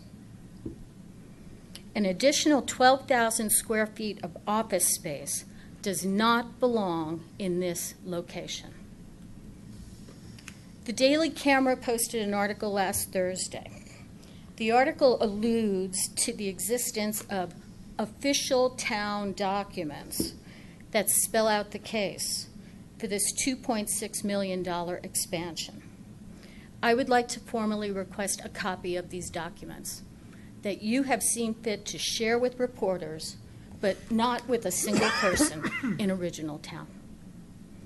The article also says that Mayor Folsom claims that there is no motive on our part to rush anything through or to lack transparency. That comment was echoed here earlier tonight. To that, I can only respond. Prove it. Prove it by stopping the work on the Superior Town Hall expansion project until such time as there is a meeting that gives the residents of Superior the opportunity to share their opinions and their concerns regarding this, as well as giving us the courtesy of due process that we are entitled to and which we have so far been denied. Thank you very much. I have an additional question, and that is that you said that there is an open house on June 1st from 6 to 7:30 to discuss this issue. Is that correct? That is correct. All right. Am I also clear that none of you are going to be here because you have a meeting conflict? No, I'm going to be here. You're going to be here? Absolutely. And you're going to be here? So three people will be here. I'm sure Clint Folsom will be here too, the mayor. And Okay. then, well, I I can't speak don't for know if anybody I will else. be here or Right. not, because it's the first I heard of it tonight. Mm. And I Well, do have a conflict. The first we heard of this project was last week. Right. And I think it's a testimony to the concern that this community has that within 2 days, we were able to get this many people to come down here. Thank you. Thank you for your comments. And George. And Stephanie, you're next. George Kuffner, 7520 West Coal Creek. Saturday was graduation, and we had T-ball at the Kuffner Park. The parking was nasty. We had cars wall to wall going up West Coal Creek that when I came up with my tow truck was dangerous because the people, of course, they don't park in the curb, they got to park out. And the street's narrow to start with. That's only part of the problem. The other problem is the T-ball going on. They take the whole right lane on 76th Street so they can park and watch little guys play baseball, which is great. We do not have adequate parking. We need more for just the safety of the kids. That's one thing. The other thing is I see that we're doing another traffic study at 2nd and West Coal Creek. The cameras are now mounted up on the post. We just had a traffic study, and now I presume we're having another, which is fine, as long as the results that we get from the second traffic study that says we need to enlarge West Coal Creek back to at least 60 feet like it was originally 40, 50 years ago when I was a kid, instead of being dangerously narrow, that needs to be considered, or maybe even putting in a third lane to let people come up and get to our shopping center so they can spend their money for us.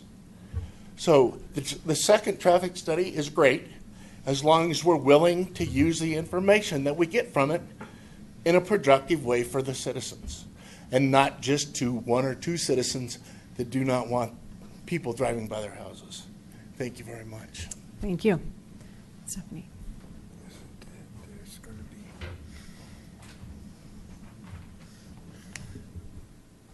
Welcome. Thank you. Hi, my name's Stephanie Clark. It feels appropriate for me to be speaking here in front of you today because today is the 2-year anniversary of the mass shooting in Isla Vista, California, that killed 6 people and injured 14 others. Although it would really be appropriate for me to be speaking here any day because every day 90 Americans are killed by gun violence. One of those young people who was killed in that shooting was Christopher Ross Michaels Martinez, age 20. After learning of his son's death, his father, Richard Martinez, went in front of the press and declared, "Too many have died. We should say to ourselves, not one more." Richard is a friend, a colleague, and a hero of mine. He inspired a hashtag before he even knew what a hashtag was, but more importantly, he inspired a movement. If you turn on the television, read the newspaper, live anywhere but under a rock, you know that we have a gun violence epidemic in this country. And while the mass shootings like Isla Vista and Sandy Hook and right here in our backyard, Aurora and Columbine, make the headlines every day and capture the nation's attention, that's just the tip of the iceberg. This is happening every day in communities across the country, in cities like Indianapolis and Chicago, and in towns just like here. A mom I know from our community was in Boulder with her 2 small children yesterday, eating at Mustard's Last Stand when shots were fired, shaking them, especially those young children, to their core in Boulder. No one's immune. It doesn't matter where you live. It doesn't matter who you are. You think gun violence can't happen to you until it does. When will we say enough? When will we say not one more? I asked the mayor and the town board to join with hundreds of other cities and towns across the country, thousands and thousands of Americans, to declare June 2nd Gun Violence Awareness Day, and I really appreciate that you're considering that proclamation tonight. To help honor the more than 90 Americans who are shot and killed every day and the hundreds more who are injured, the Wear Orange campaign invites everyone who agrees we can do more to end gun violence to do one simple thing, and that's wear orange on June 2nd. Orange is a color that symbolizes the value of human life. Orange isn't about politics or the gun debate or about choosing sides.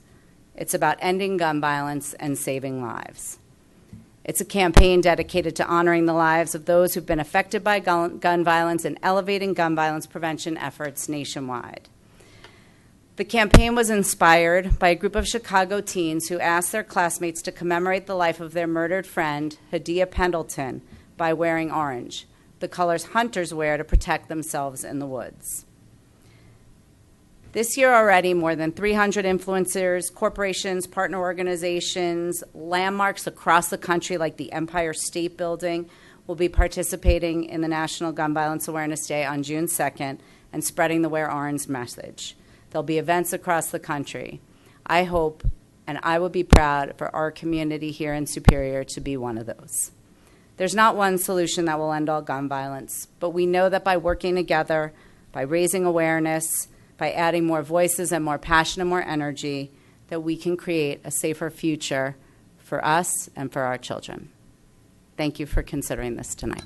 Thank you. Thank you. Any other public comment? Yes.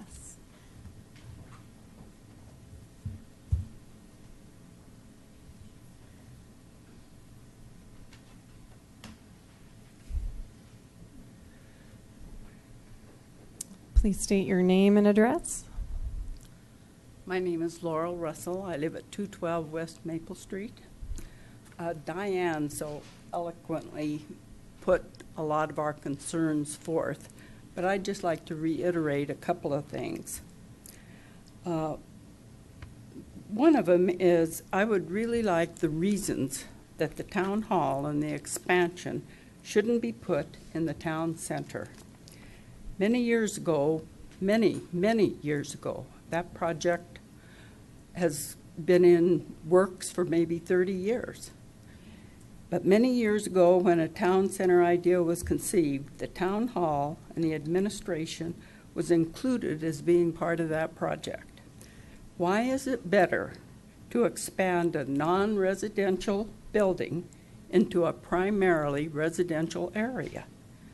The town center would offer room to expand, plenty of parking, and less congestion in our already congested area. We are currently besieged with new homes. These new homes are already adding to our traffic problems. Has all of the vacant land for the town center been committed?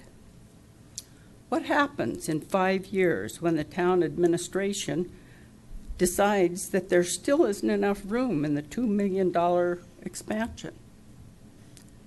Where do you go then? Do you intend to start using eminent domain, or is that already the basis for this expansion? And last but not least, why isn't the idea of using the huge empty Sports Authority building as a town hall. Would it cost $2 million to do that? Is it better to let it sit vacant, as many other buildings now sit in Superior Marketplace? I guess the thing that bothers me the most is that you would rather expand the town hall in a residential area than putting it in the town center where it belongs. Thank you. Thank you very much for your comments. Any other public comment? No other public comment. All right. Well, thank you for coming. Yes. Ah, there we go.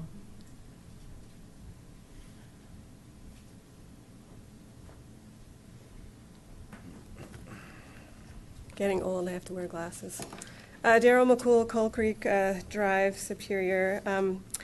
I wanted to say I appreciate and I'm encouraged by some of the comments I've heard tonight that you are wanting to listen to us. But I ask that you put the brakes on this project and go through a thorough public process and not just an open house. I think an open house is too little too late. When you present us with completed architectural drawings of two-story monstrosities, that's way too far in the process. I think there are a lot of issues that are not adequately addressed. A lot of them are the street issues with traffic, how people are going to get in and out of here. I've already heard a lot of complaints that it's hard to get in and out of Town Hall. It's going to be even harder when we have meeting space in here. What about the buffer between this use and the neighbors? What's that going to look like? The comprehensive plan says that we need adequate buffering between mixed uses, and this is obviously a mixed use. What about the compatibility with a 24/7, 365-day police station? I talked to neighbors across the street yesterday, and when ConocoPhillips went to 24 hours a day, their lives became much harder and much more difficult because traffic is coming through and by their homes every single hour of the day. They don't have a moment without traffic. So what due diligence has been done to look at what that means when we put the police station here? I initially wasn't really concerned about the idea of the town hall expansion because we've had so much process with the recent parks. We had 10 years on Founders Park. We had 6 years on the school parcel. And so to see them proposing that we're going to be digging out here in 3 months without residents even knowing about it that live exactly next to it, I was horrified. This really isn't a game, and we, yes, do need to grow up. We need to grow up and be adults in this town and have public process and really look at whether or not this is the right place to have it happen. Maybe these discussions have happened, but are they happening in a public forum where the public knows about them? I'm not coming to this late. I pay attention. I come to meetings. I listen to you guys, and I still was surprised at this very foreshortened process and the fact that you guys are hoping to dig in 3 months and have a grand opening in a year. So thank you very much, and I do appreciate you listening, and I do really hope that we have more than just an open house. It's not enough. Thank you for your great comments. Another public comment, please. State your name and address. Thank you for coming. Welcome. Hi, I'm Brian Hill. I live on Kyoto Lane up in Rock Creek. And I want to comment on the town hall expansion because I don't think this is just an original town issue. I'm glad that the board has scheduled a community meeting, but I really want to see more than just floor plans at that meeting. Since the expansion and consolidation of staff is being justified based on improved service delivery, I really think, I really hope to see at that meeting an assessment of which essential services are going to be delivered better. I know that each department has its own metrics that you keep track of. I want to see how those essential services will be delivered better under a consolidated floor plan. I'd like to see some sort of goals and metrics for all of those services and extend it out over the succeeding years after a town center comes in. And I'd really like the town to consider more information and communications technology, something that would enable telecollaboration between the town, its contractors, and its consultants, possibly offer telecommuting for office staff. It'd require fewer parking spots and fewer office spaces here. It would also enable greater community involvement through a virtual town hall. It would also allow the town to improve a lot of its processes. You know, you wouldn't have to be talking back and forth about who's going to be where on what day. You know, I don't know why you guys go through that process. It should all be on some sort of a calendar. It would reduce traffic, parking, and noise in and around what I'm going to call downtown Superior, because I think between the marketplace, the town center, and whatever this might turn into is really going to be quite noisy and quite a mess as far as parking and traffic goes.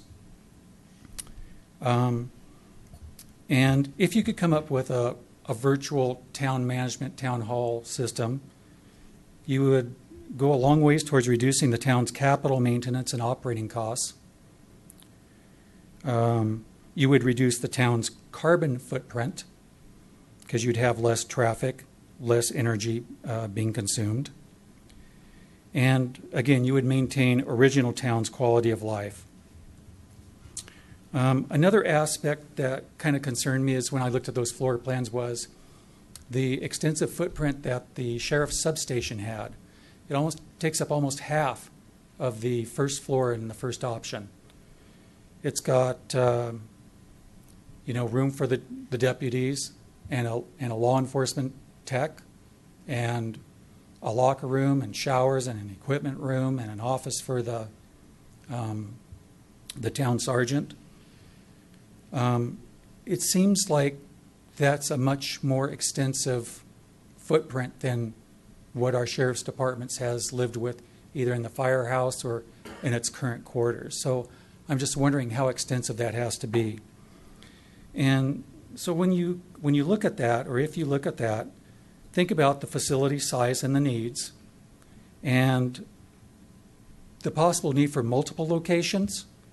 Maybe you need a location in town center where you can dispatch foot and bicycle patrols. If you think about the long term about BRT traffic, bike path traffic, the retail and residential activity that's going to take place over there and in the marketplace, maybe you need a sub-station in that area. And then as far as physical community meeting space, I mean, if you can't achieve that electronically and you need physical space, I would look towards the 5 hotels that are supposed to go in there. They can offer a lot of amenities that a municipal location can't or won't. And then the last thing is, at this community meeting, I hope that we can take a look at what the multi-year budget requirements are for this. When I look at those floor plans, there are anywhere from 6 to 10 future office, intern, contractor spaces for people, in addition to a community meeting space or a multi-purpose room. And I'm just wondering, what does that mean about headcount for the town staff? Is that going to grow over the years? Because I don't see it in the 2016 budget out year numbers. I see us going to 32, and I think we're at 32. So, let's... And that's it. That's all I wanted to ask for. Thanks for listening, and I'm looking forward to that meeting. Surely. Enjoyed all the different perspectives. Thank you very much. Appreciate you coming out here. Our next item is item 12, presentations. Trend report presentation by Mary Young, Boulder City Councilperson. And I apologize that we're She's used to it. Good evening, Mayor Pro Tem and trustees and city manager, assistant city manager, and city town attorney. I am here on behalf of the Community Foundation, not as a city council member, so I just want to make that clear. In any regards, I thank you for your service. So I need the clicker, or no, the keyboard. It's right here. All right.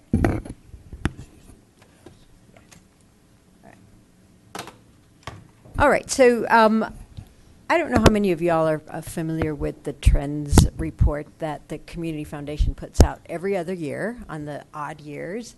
And it's a collection of about 150 community indicators that they've been doing. 2015 was the 20th anniversary of the report, and it's geared towards actionable issues and also geared towards policymakers. So I will begin. Whoa. Yeah. Okay.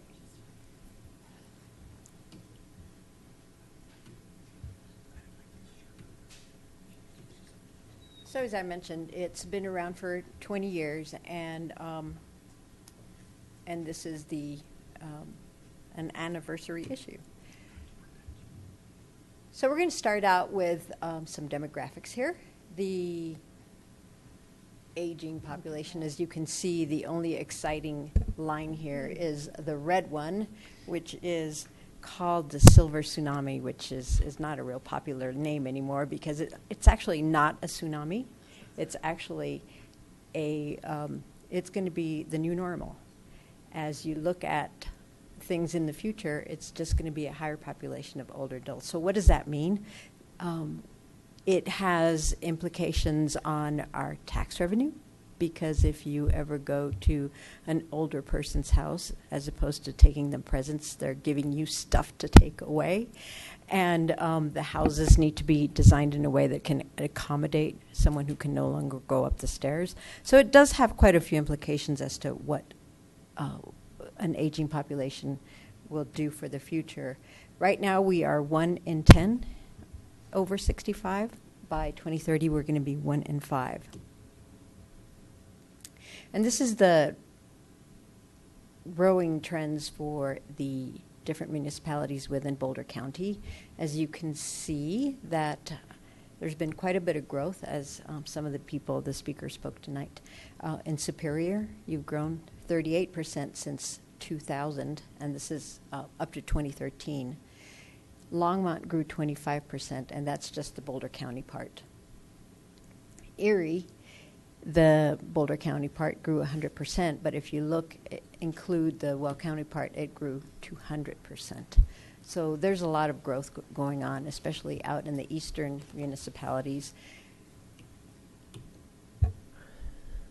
We have a really highly educated community, probably not a surprise to many of you. They're 94% of Boulder County residents have are high school graduates. 58% have a bachelor's degree or higher, and 26% have graduate or professional degrees.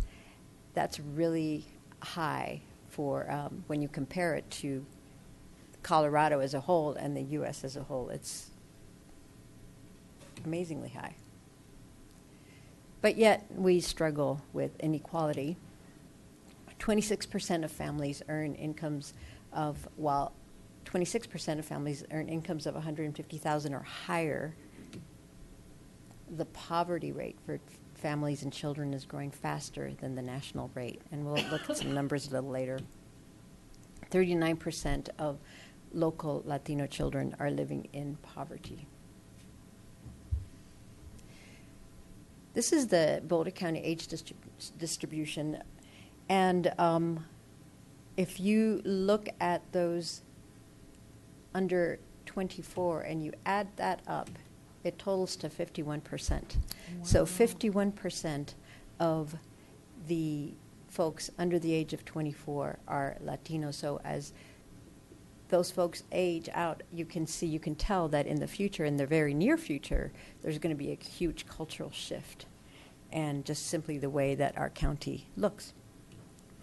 Mary, was that just Latinos and Caucasians, or is it Yes, Latinos that was just and everybody yeah, else? That was so. That's Latinos is Anglos is non-Hispanic whites, and Latinos are Latinos of any race.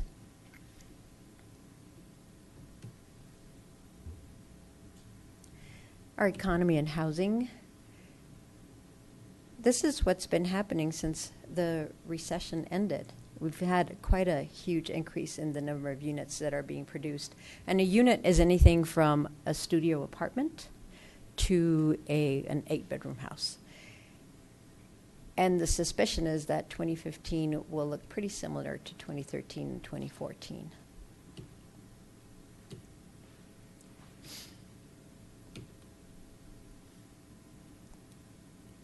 This is foreclosures since the year 2002, and you can see that it peaked, obviously, in 2008 at the peak of the crisis.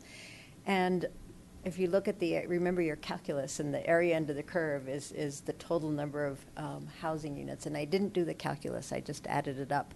And it comes up to about 10,000 units that went through foreclosure.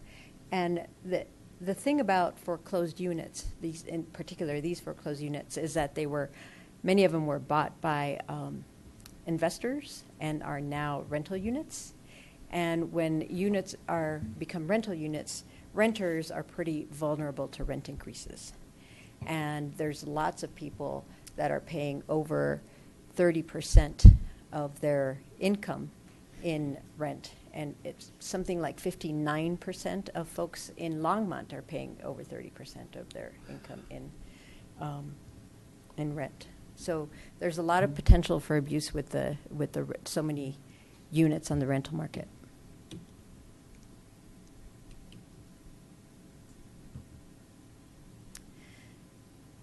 This graph here, or this table here, shows us how things have improved for some, but not all, since the recession.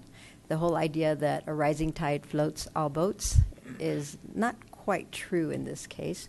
So while we can see that anybody with a graduate or professional degree has seen a 17% increase since 2006, those with only a high school degree have seen a decrease in their earnings.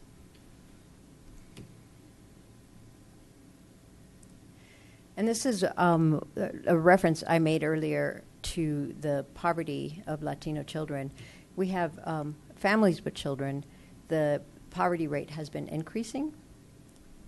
But if you look at Latino children, it's gone from 23% to 39% in Boulder County, while the rest of the country has seen the poverty increase at a much lower rate.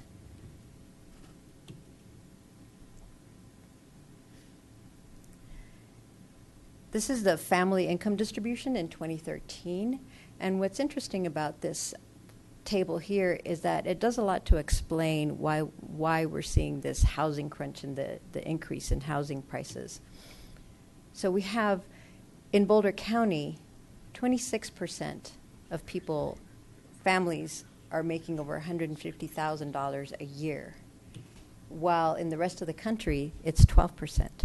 But the middle is pretty similar to the rest of the country. So that's putting a real squeeze on everything. So it makes housing more expensive, it makes childcare more expensive. It costs more in childcare and daycare than it costs to send a child to CU in-state tuition.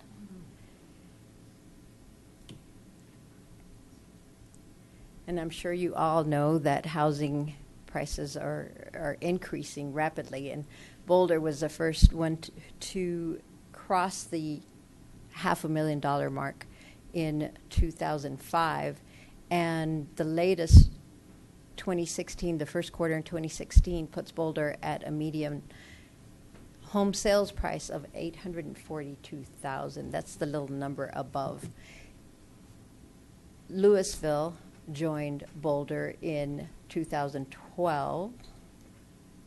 In 2012, and they've increased since then to 545,000. The Community Foundation did include Superior in this list, but the Daily Camera article that I updated these numbers with didn't. So you might go after them for not including you in this update. But you can see that home prices are just increasing everywhere in the county, making the median sales price for Boulder County close to $500,000.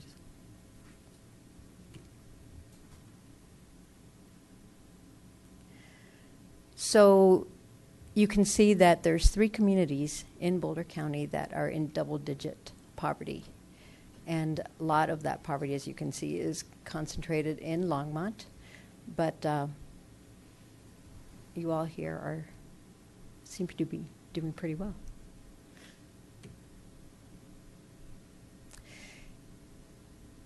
This shows the median household income comparing Anglos to Latinos.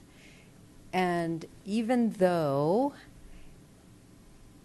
for Anglos, the median household income is quite higher than the U.S. as a whole, for Latinos, it is just a little bit above half as what Anglos make and less than the U.S. as a whole. So there's a real disparity there. And that disparity actually starts very young in life, and we'll see a little bit of that later. How many of y'all are familiar with the self-sufficiency standard? The self-sufficiency standard. It's put out by the Colorado Center on Law and Policy, and it's an attempt to put a characteristic on each county as to what it costs, what the cost of living is in each county, as opposed to going by the federal poverty level standard, which doesn't really apply evenly throughout the country. So, for example, it splits it out in different family types, but I'm giving an example here of 2 working parents with 1 child in K through 12 and 1 preschooler. In Boulder County, it's about $76,000 a year to just maintain. And this is without assistance. This is just to pay for the rent or mortgage and food and all of the essentials, but no savings, nothing like that. Just get by. That same family requires about $51,000 a year in Pueblo County, while the federal poverty level for that same family is $24,000 a year. So this kind of illustrates what the self-sufficiency standard is trying to do. And it's a really great document. You can download it off the web. Our education. Full-day kindergarten in the Boulder County is in 2 school districts. That's why this shows the Boulder Valley School District and the St. Vrain Valley School District. You can see here that both school districts are not quite at the level that the rest of Colorado is at in terms of full-day kindergarten. And full-day kindergarten is an important thing to look at because it's an indicator of success later in life. So while things are improving, I think that we could do a lot better moving forward. And the school districts are working on that, especially the St. Vrain Valley School District is putting a lot of funding into earlier child ed. This illustrates a little bit of the disparity between non-free and reduced lunch and free and reduced lunch and Latino and Anglo. And you can see that there's quite a bit of a disparity, and that, we were talking earlier about the poverty for Latino children being at a much higher rate than the rest of the country.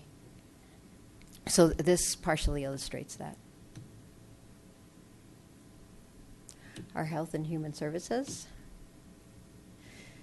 This is teen risky behavior. And we're looking at Anglo and Latino and straight and LGBTQ.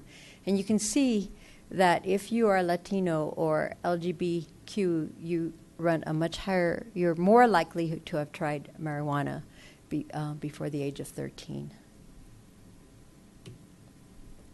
This is emotional wellness. And in this example, you're more likely to have feelings of hopelessness if you're LGBTQ and to have attempted suicide. That's over twice as much as Latinos, Latinos are twice as much as Anglo and straight, so it's pretty alarming for LGBTQ. The teen fertility rate has dropped tremendously. Do any of you know why?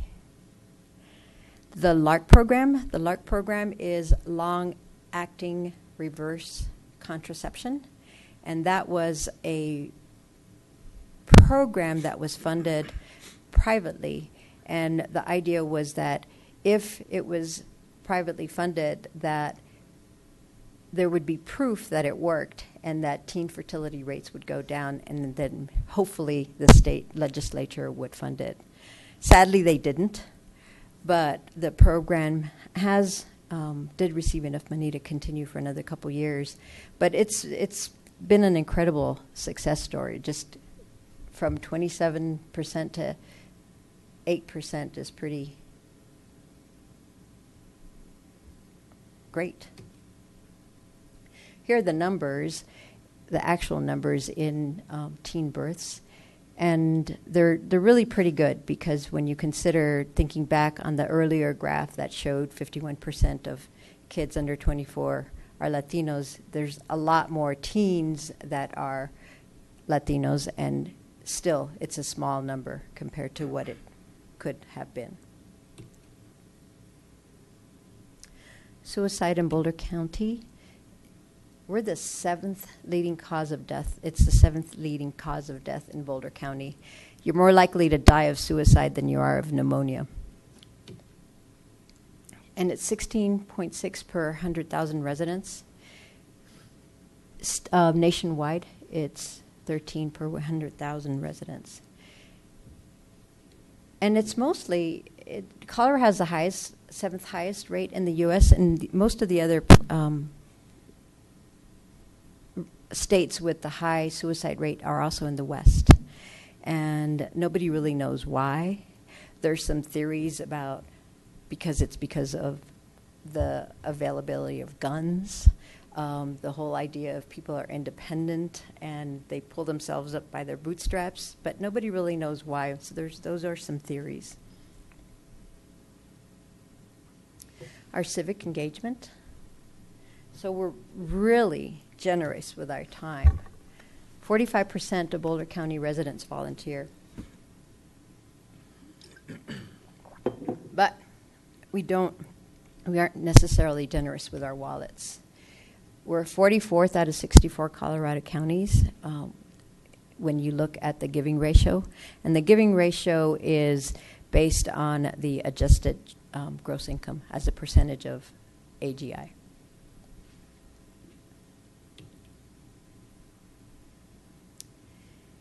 Representation. While about 13% of Boulder County is Latino, our representation is 7%, and this is all elected officials and appointed officials.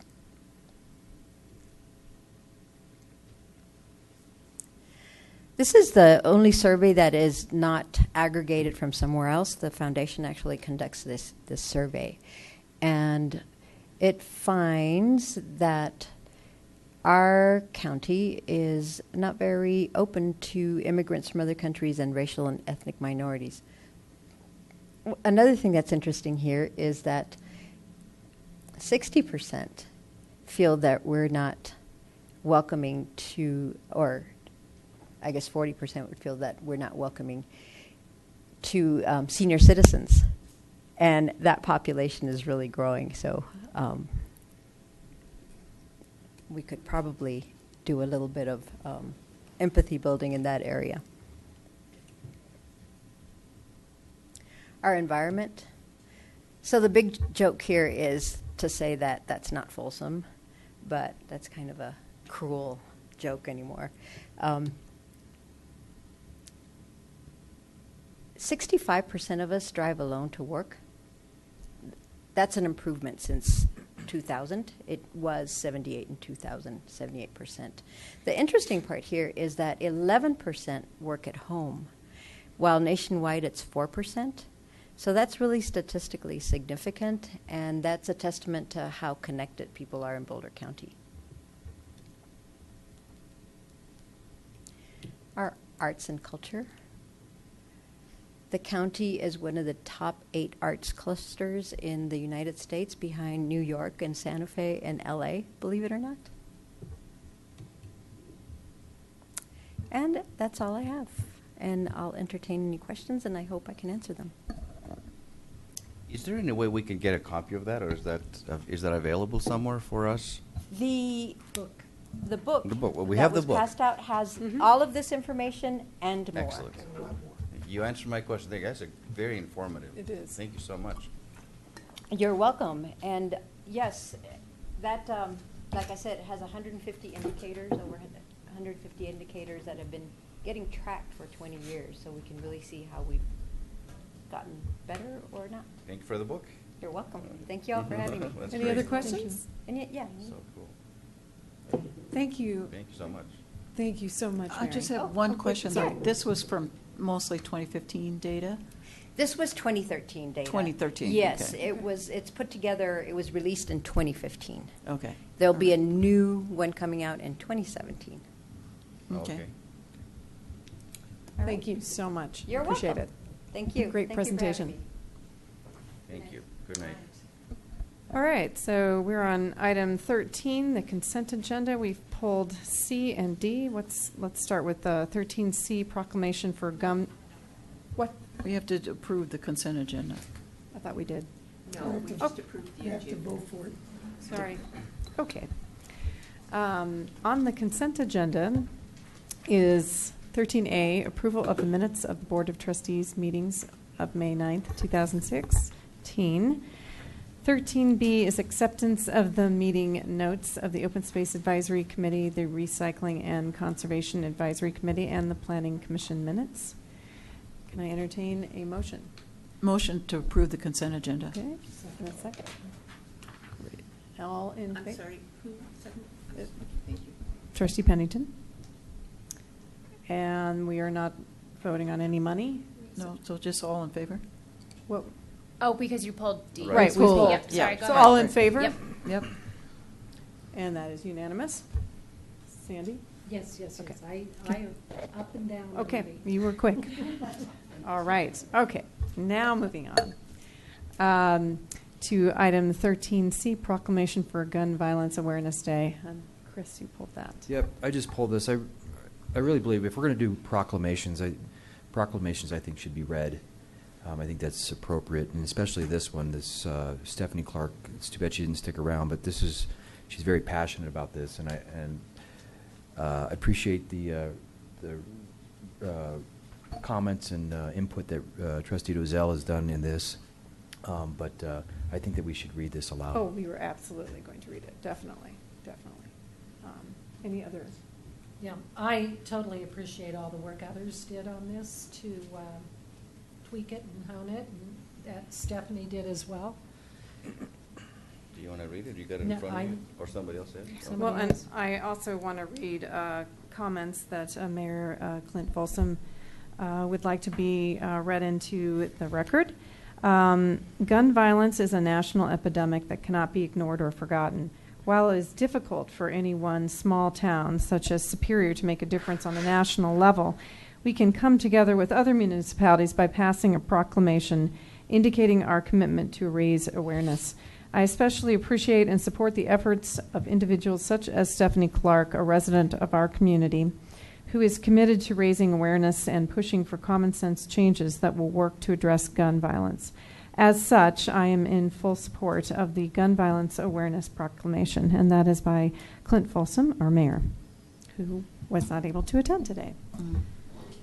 Yes. I would also like to make a comment that relates to the presentation that we just had. that in this proclamation, you'll hear that it says that 91 Americans on average are killed every day by guns, through guns. Nearly 2/3 of those are killed by suicide. So they take the gun and kill themselves. So when we hear that, we automatically think of violent deaths like murders, or even accidental deaths are like 9%, I think, of the total deaths every day, where a young child perhaps gets their parent's gun and then shoots themselves or some other friend of theirs, a little friend of theirs. So and then after seeing the suicide numbers up there, I think it's important that we keep that in mind too, that when we're talking about gun violence, it's not just murders that are happening in some other place like Chicago or New York, but it also happens because people get their hands, use the gun that's available to them to commit suicide. And I bring that up because this is important to me and my family. My husband has had 3 nephews kill themselves in the same year, in a town called Superior, Arizona.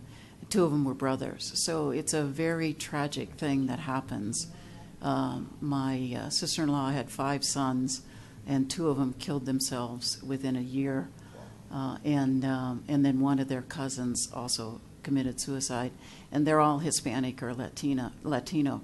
So it's a real tragic situation that happens, and we need to keep that in mind as well.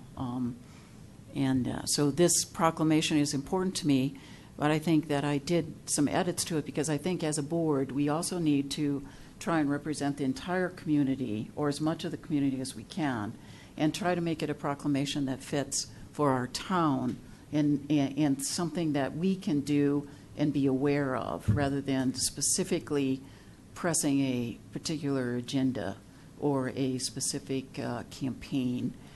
So I think this is very appropriate, and I'm happy to support this proclamation.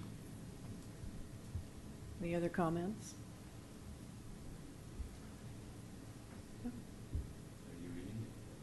So how do we want to, how would we like to proceed? And as I actually wanted to ask town staff how they feel about this proclamation, if they feel comfortable,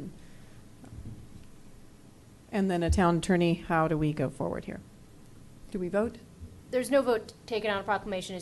You're welcome to read it into the record if that's Correct. your preference. Normally, it would just be on the consent agenda and approved, but there's not really the necessity of a Okay. vote unless the All board right, would then. like one. And does town staff feel comfortable? Town staff is comfortable with the edits as Trustee Dozell made. And that's it. Okay, all right. Rita, do you want the honors of reading it since you took the Do that? liberty to? Yes. Okay. Thank you, I appreciate that. Proclamation declaring June 2nd, 2016 as National Gun Violence Awareness Day.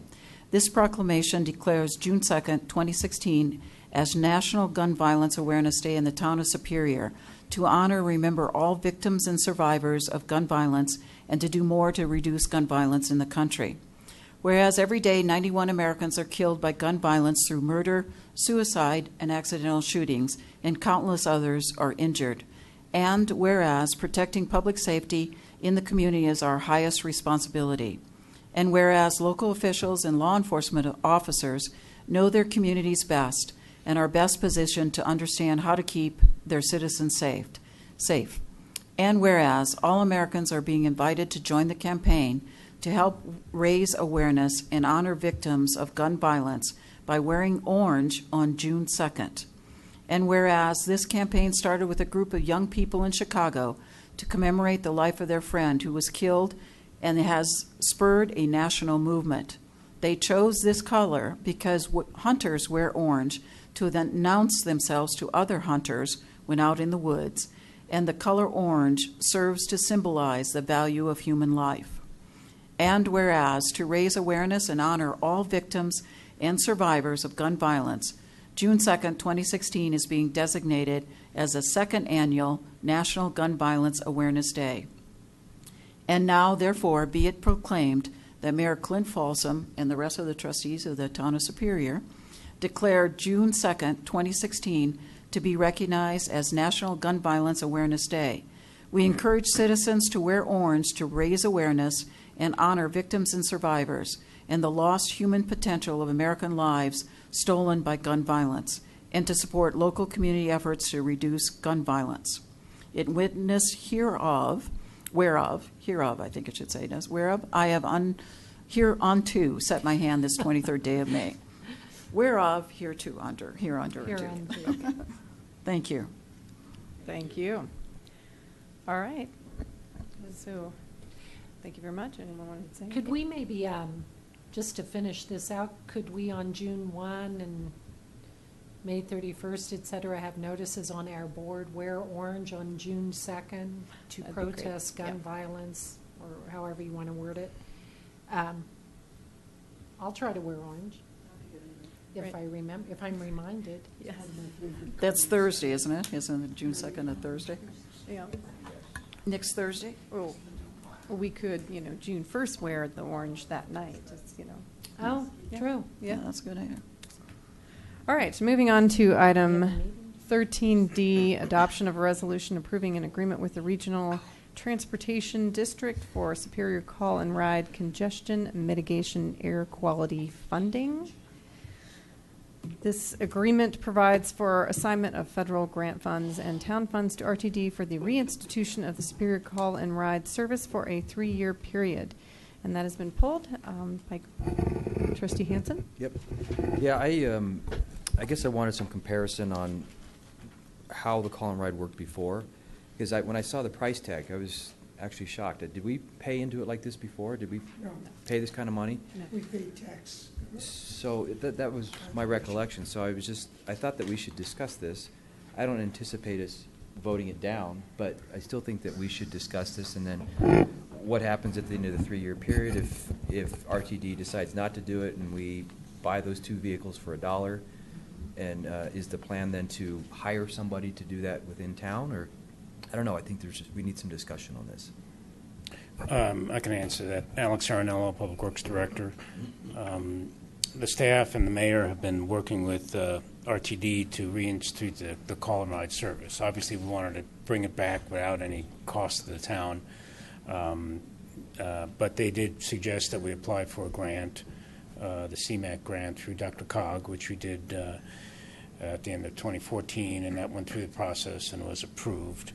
Along with that grant, we actually, DRCOG wanted some commitment for an extra 2 years, so there could be potential that we would pick up the cost in years 4 and 5.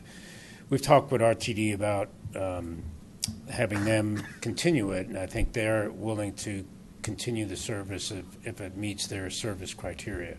And their criteria is about the ridership should be at least 3 riders per hour during the course of the year. So I think we're hoping that we would go out, market this, and we would achieve those ridership standards, and that they would take it over after year 3. Okay. And if not, the downside is that you'll be faced in year 4 what to do, and we've kind of made a commitment that we would continue it. It's not made in this particular contract, but I think DRCOG was asking for that when we applied for this grant. Okay. So the first year expense to the town is $53,000, just over $53,000. Is that something that we had budgeted? Yes. So that was anticipated last year? Yes. Okay. And then I don't think I saw a map of the coverage. Is it just Superior, or Yes. will they take people over to Louisville Yes. or to Broomfield? We negotiated with them, and we'll be able to go across US 36 to actually go up to the Superior, the Louisville Rec Center to allow our seniors to utilize their programs. That was a need we identified. They'll be able to go out over to Monarch and pick up kids at Monarch, and the McCaslin corridor between US 36 and the Rec Center. Our service area doesn't go all the way up to the downtown Louisville, for example, but it goes to keep places that we thought our residents would use. Okay. And then on the invoicing and payment, it's item 10 on the, say, 13D. What are some of the out-of-pocket expenses that the town might be responsible for reimbursing on? And then what are some of the expenditures the town could be billed? Well, for example, if we wanted to supplement the marketing program, or I think there's a $10,000 marketing budget included in this whole program. So if we wanted to do some of the marketing, say half of the marketing ourselves, we would submit that invoice to RTD and they would pay us back. So we have budgeted for those types of activities. Marketing specifically is the one. Okay. But all the other stuff would be covered by the grant. The RTD would hire the drivers, would pay the gas, do the maintenance and all that stuff. And then all that's kind of lumped in with the grant. Okay. And we feel pretty confident that it doesn't seem like a lot. 3 boardings an hour on average. That doesn't seem like a lot, but we feel pretty confident that we'll have 7,700 rides per year booked on this. If I did the math correctly. We didn't make it That's how we got cut. last time when they decided to cut our service. It's a point of contention on our part that why we didn't make it, maybe because the service failed sometimes and people gave up. It's a touchy area. I support this, but I did not like when the service was pulled. We're contributing our sales tax revenues just like everybody else, and we deserve the service. And their service standard of 3 per hour, I think they're serving communities at a lower level than that, while we aren't being served. So that annoys me too, but I commend this effort. I want to go forth with this. I particularly am grateful to our RTD representative, Ms. Chuck Sisk, who was instrumental in getting us, along with the town staff, getting us this far. And we need to get that 3 per hour standard. And I think if we meet that, they need to pick it up for us at that point.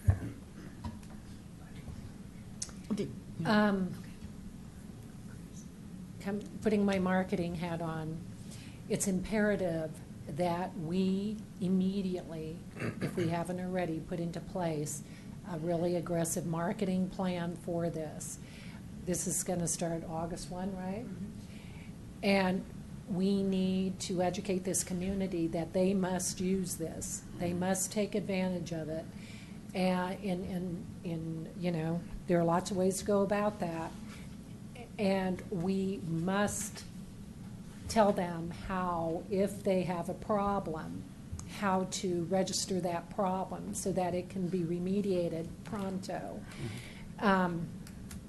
My personal experience with them was to use them to take me and my family to the bus to catch a plane, the AB bus.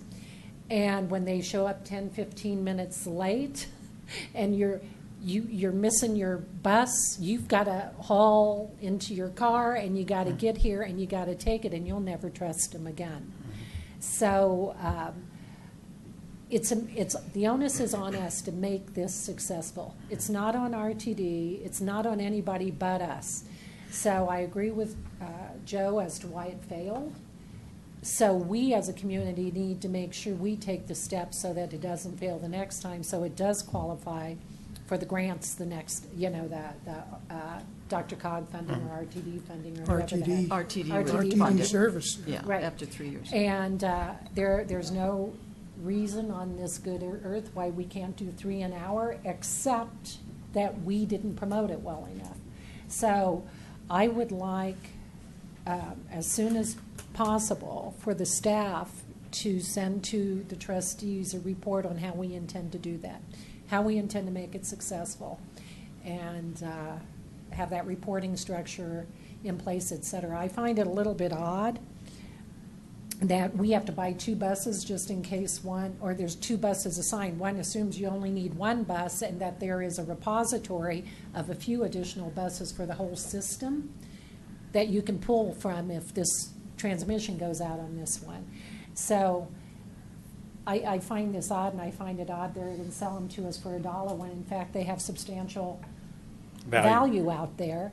To me, that's just an insulting use of our tax revenue we pay RTD. This is not good business practice to sell them to us for $1.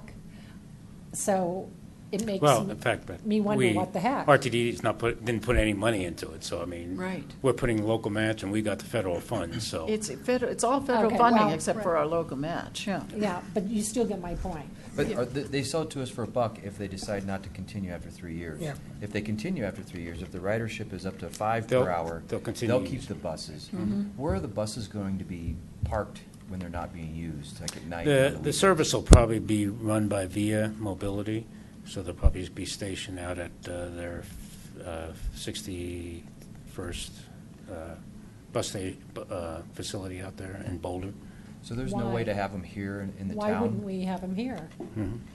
Because their drivers have to go to a place Right, of I work mean- and pick them up and then drive from there. So, you know, they have to have dispatchers and everyone talk to them and things like But that. So between we don't calls, want where them do here. they roost? No, they'll be stationed here. Yeah. During the day for the 12-hour service period. They'll be sitting at here the all the time. RTD station. Right. But That's at where they night, should be. Okay. they'll be. And that's probably where they will be, could possibly be. My question was that, so if you were taking the bus, and I think it's not only on our, we have to make sure we use it and market it effectively, but they need to be there if they say they're going to be there for you to get to your bus to go. I think that we have more buses now than we did 3 years or 4 years ago when we lost it the last time. We have better bus service. I don't know. Yeah, the Flatiron Flyers and everything that's happening, we got better bus service, more useful buses. But, so do you pay, if you're gonna go take the bus to the airport, do you have to pay to get into the call and ride, and then you pay again when you get to the Flatiron Flyer? I think it'll be a transfer. Okay. So you'll probably get a Credit. credit off the transfer. I think what you could do is buy a pass to the airport. Yeah. And then use that. To get on the bus. If you buy the $9 ticket for the airport bus, that's the equivalent of an all-day ticket on the bus, On anywhere, right? anywhere, all day. So that one $9 ticket is good for, Every transfer and everything. So if you have an Eco Pass, you could ride the call and ride for free. Yes. Correct. What is it if you don't? Well, it's It'll- the local bus. It'll be fare. local fare couple $260. bucks, I It's think. it's $260. It's One way. $260 for a kid to catch it to go to Monarch?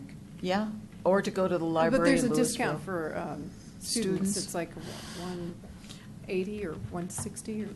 Yeah, there's One special something. prices too. I think that also needs to be in the communication, is how you pay, what you pay, because here it said it'll be the local fare and there'll be $130. bus things on the, payments on the bus and all this, but I think we should be really clear if you need exact change and all that kind of stuff when we get to marketing it. And what's a reasonable lead time to give them if you Right. need it? Is it possible, or does it make sense to have a booth at like the Chili Fest and those kind of things, the park and ride booth, that information could be passed out? Right, we've Answer asked, questions? July 4th. July We've asked- 4th. Great. July We should have a 4th. park and Yeah, ride absolutely. bus in the parade. We've Oh, asked for the absolutely. buses to be there. I think we're still It's a great negotiating. idea. It's a great Did you hear idea. that, Alex? Park and ride bus in the Call- parade. Call it right. There you go. I mean, Right. call and ride. Yeah, they may Call not. it right. yeah. Okay. Call and ride bus. Bus. It would Right. be- We've negotiated, I think the problem is the driver, how do you pay the driver during that period? So I think Sure, we're absolutely. going to try to Yeah. work that out. Because the exposure is worth it. And Yeah. at Oh, the yeah. 4th of July parade and Pancake festival, breakfast, to have the handouts of the cost and how to access it, and wouldn't hurt to even have after you've ridden, how to log several questions, the timeliness of the pickup, Sure. da-da-da-da, that we can somehow automate Push a Eco response. Pass information, all that stuff for transit yeah. should be there, the Well, flyer In program. fact, maybe Commuting Solutions is already going to be there, and we can Yeah. tie in with them. I'm not Right. sure. but Perfect. I bet Kick they it will off be. 4th of July, I think is a brilliant idea. Those are all good ideas. So are we ready to make the motion? Actually, I have two questions that Okay. weren't addressed. So what I'm hoping is that the service person involved, or the service in general, can assist riders with adequate timing recommendations per their use. So for example, if you want to go to the airport, if you've ever done the super shuttle, they give you a time frame of when you pick, and they give you 3 time frames based on when your flight is leaving. And of course, if you look at it, the one you want to pick is the one that gives you the most amount of time, but you look at it and you realize, whoa, that is way too much time. But they do it for a reason so that you're never late, and they're not in a situation where they're making you late. So I'm hoping that that is a recommendation that they can give and assist users. As I understand it, they showed me their system of how they're kind of taking rides, and they kind of classify trips. Do you have a strict deadline to be there, or can it be within a 30-minute period? And they try to classify the riders that way to know which ones have to be at a certain location. So I think they have systems that account for those types of riders.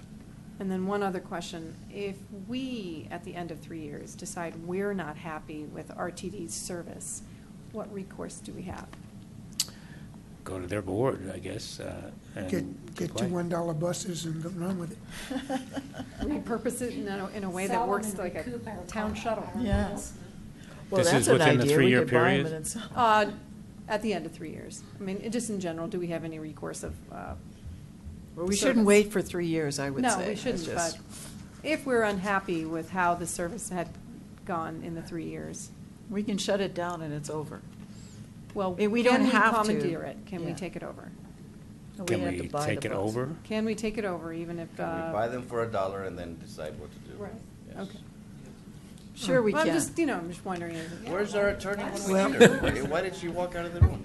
Well, I mean, the contract is for 3 years. Right.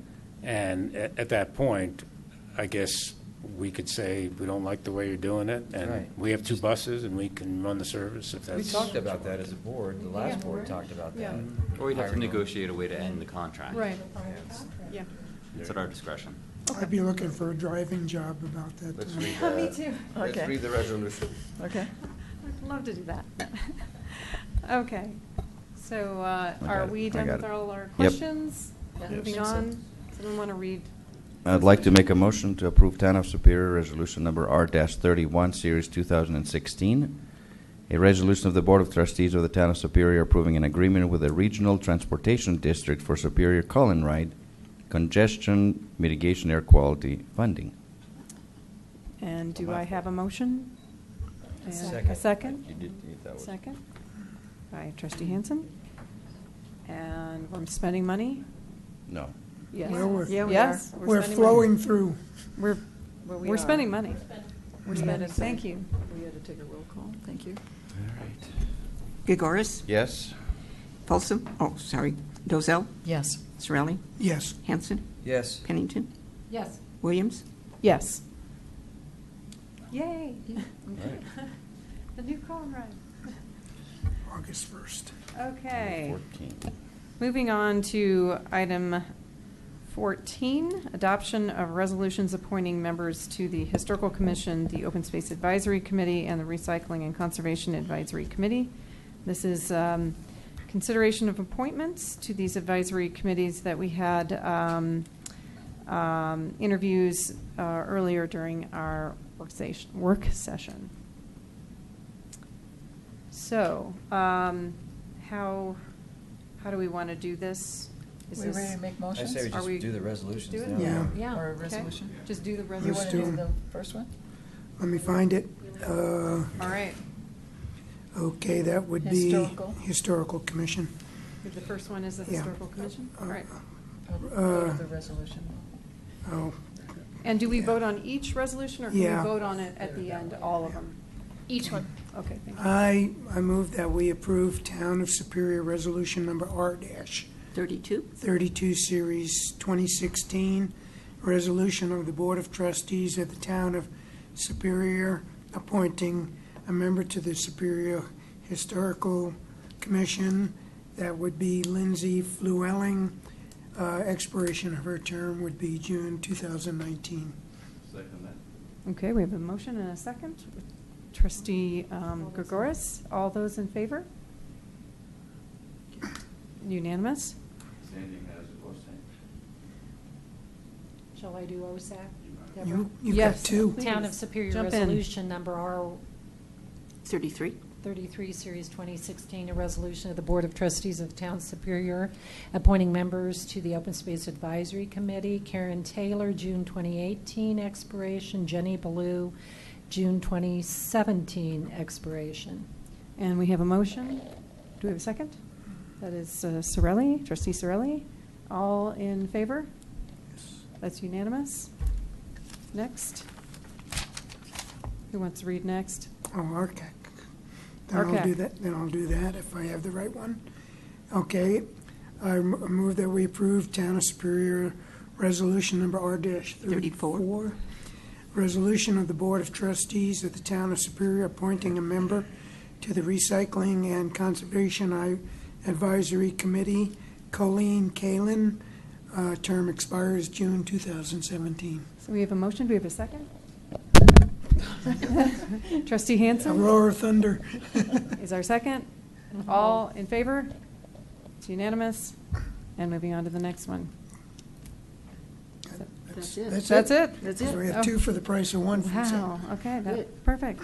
Okay, moving on to item number 15, adoption of a resolution approving an agreement with Loris and Associates, Inc. for trail design and construction management services. This is a consideration of an agreement to provide design and construction management services for high-priority trail segments throughout the community. And I just want to point out that this is not approving the actual trails to be constructed. This is just the design at this point.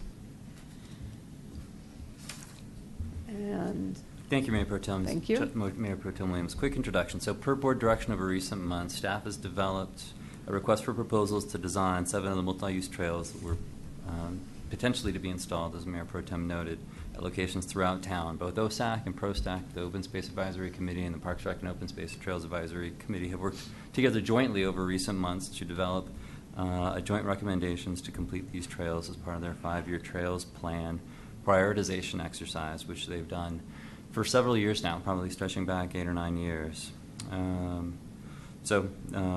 This agenda item is the consideration of an agreement with Loris and Associates for specifically the design and then construction management if the board were to choose to move forward with construction. Parks Rec and Open Space Department Director Patrick Hammer is here to review the trails briefly and to help answer any questions you might have. Hello, good evening, Patrick Hammer, town staff. I also have Scott Belanger with Loris and Associates here to answer questions if they come up, and Vice Chair of ProSec, Sandy Hammerly. But just wanted to very quickly go over the trails. If you've seen the 5-year trails plan, these are probably pretty familiar to you. These have been on the list for quite a while, and they start to fill some of those gaps that we've talked about at the committee level for quite some time. I would just like to point out that originally the RFP called for 7 trails, with a trail right here. So if you can kind of picture the ridge, townhomes, and kind of that sweeping curve. But it was brought to our attention during this bid process that trail posed some engineering and safety concerns that we may want to take a look at further, which we appreciated that info through this process. The committees nor staff nor the contractors want to install a trail that would be hazardous and wouldn't be used. So just something to note there, Trail A, for the purposes of this contract, have been taken out. Other trails that we've talked about is this would be extending the soft surface trail further up McCaslin Road to the existing stone retaining wall trail, which was another Loris project. Moving a little bit further south into town off of Colton, most of you are probably familiar with a little, what almost looks like a service road. Formalizing that road, it gets used as a trail anyway. It's a bit of a maintenance issue for staff to deal with, so formalizing that by extending the Rock Creek Trail, and then really starting to focus on filling in the gaps as you move further up McCaslin. This area down here, you'll note for the purposes of this map, This would be a trail that is actually, Calmonte will be part of the Calmonte development, built at their cost. So this would really kind of complete the trail connectivity along McCaslin. And then just kind of one little outlier trail here. As we've chatted over this last year about the Coyote Ridge area, there's a number of social trails within that location, some on town property, some on private property. This little spur here coming from one of the town's existing parks really needs to be looked at and formalized. It's being used as a former trail, but we noticed there's some erosion issues and potential just usability issues that really could be fixed pretty easy with engineering. So with that, this contract would get us through design. As Trustee Williams mentioned, it's not an agreement to do construction, but for the first time, these trails would have a complete profile, a plan, and a budget cost associated with them. At that point, we could begin to make decisions on the number of trails, the sequencing of trails to be built. So it takes that 5-year trails plan, pretty much that next step of having some concrete design and engineering to work from. What's the time frame or timeline for the design to be completed? We would really, and I'll maybe ask Scott to come and address this if I botch it too much, but it'll take several months for the trails to be designed. So if you kind of picture through summer, probably into the later fall, it's a good number of trails. Some of the terrain that we're dealing with kind of in these areas here, I think it is going to take a little bit of design and engineering. We've got some gullies and ravines in here that'll need to be addressed. So I think a good handful of months to get a good design. So we've seen their work before on the other trails, and it's really nice work. But it's not only not the lowest bid, but it's Correct. the second highest bid.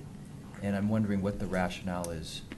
Town staff, after we read through each proposal, we noted one was extremely low that made us uncomfortable. Maybe. Yeah, and why the disparity? That's the other question. Is what do you think? The proposal was vague enough that we're unsure. We just knew that the number was relatively low. We wondered if an actual site visit took place, if the firms were able to view all the topography in the area. And then, to be quite honest with you, we called another firm that was a little bit low bidder, and the gentleman that was the project manager was not familiar that they actually bid on the project, which caused a red flag in our mind.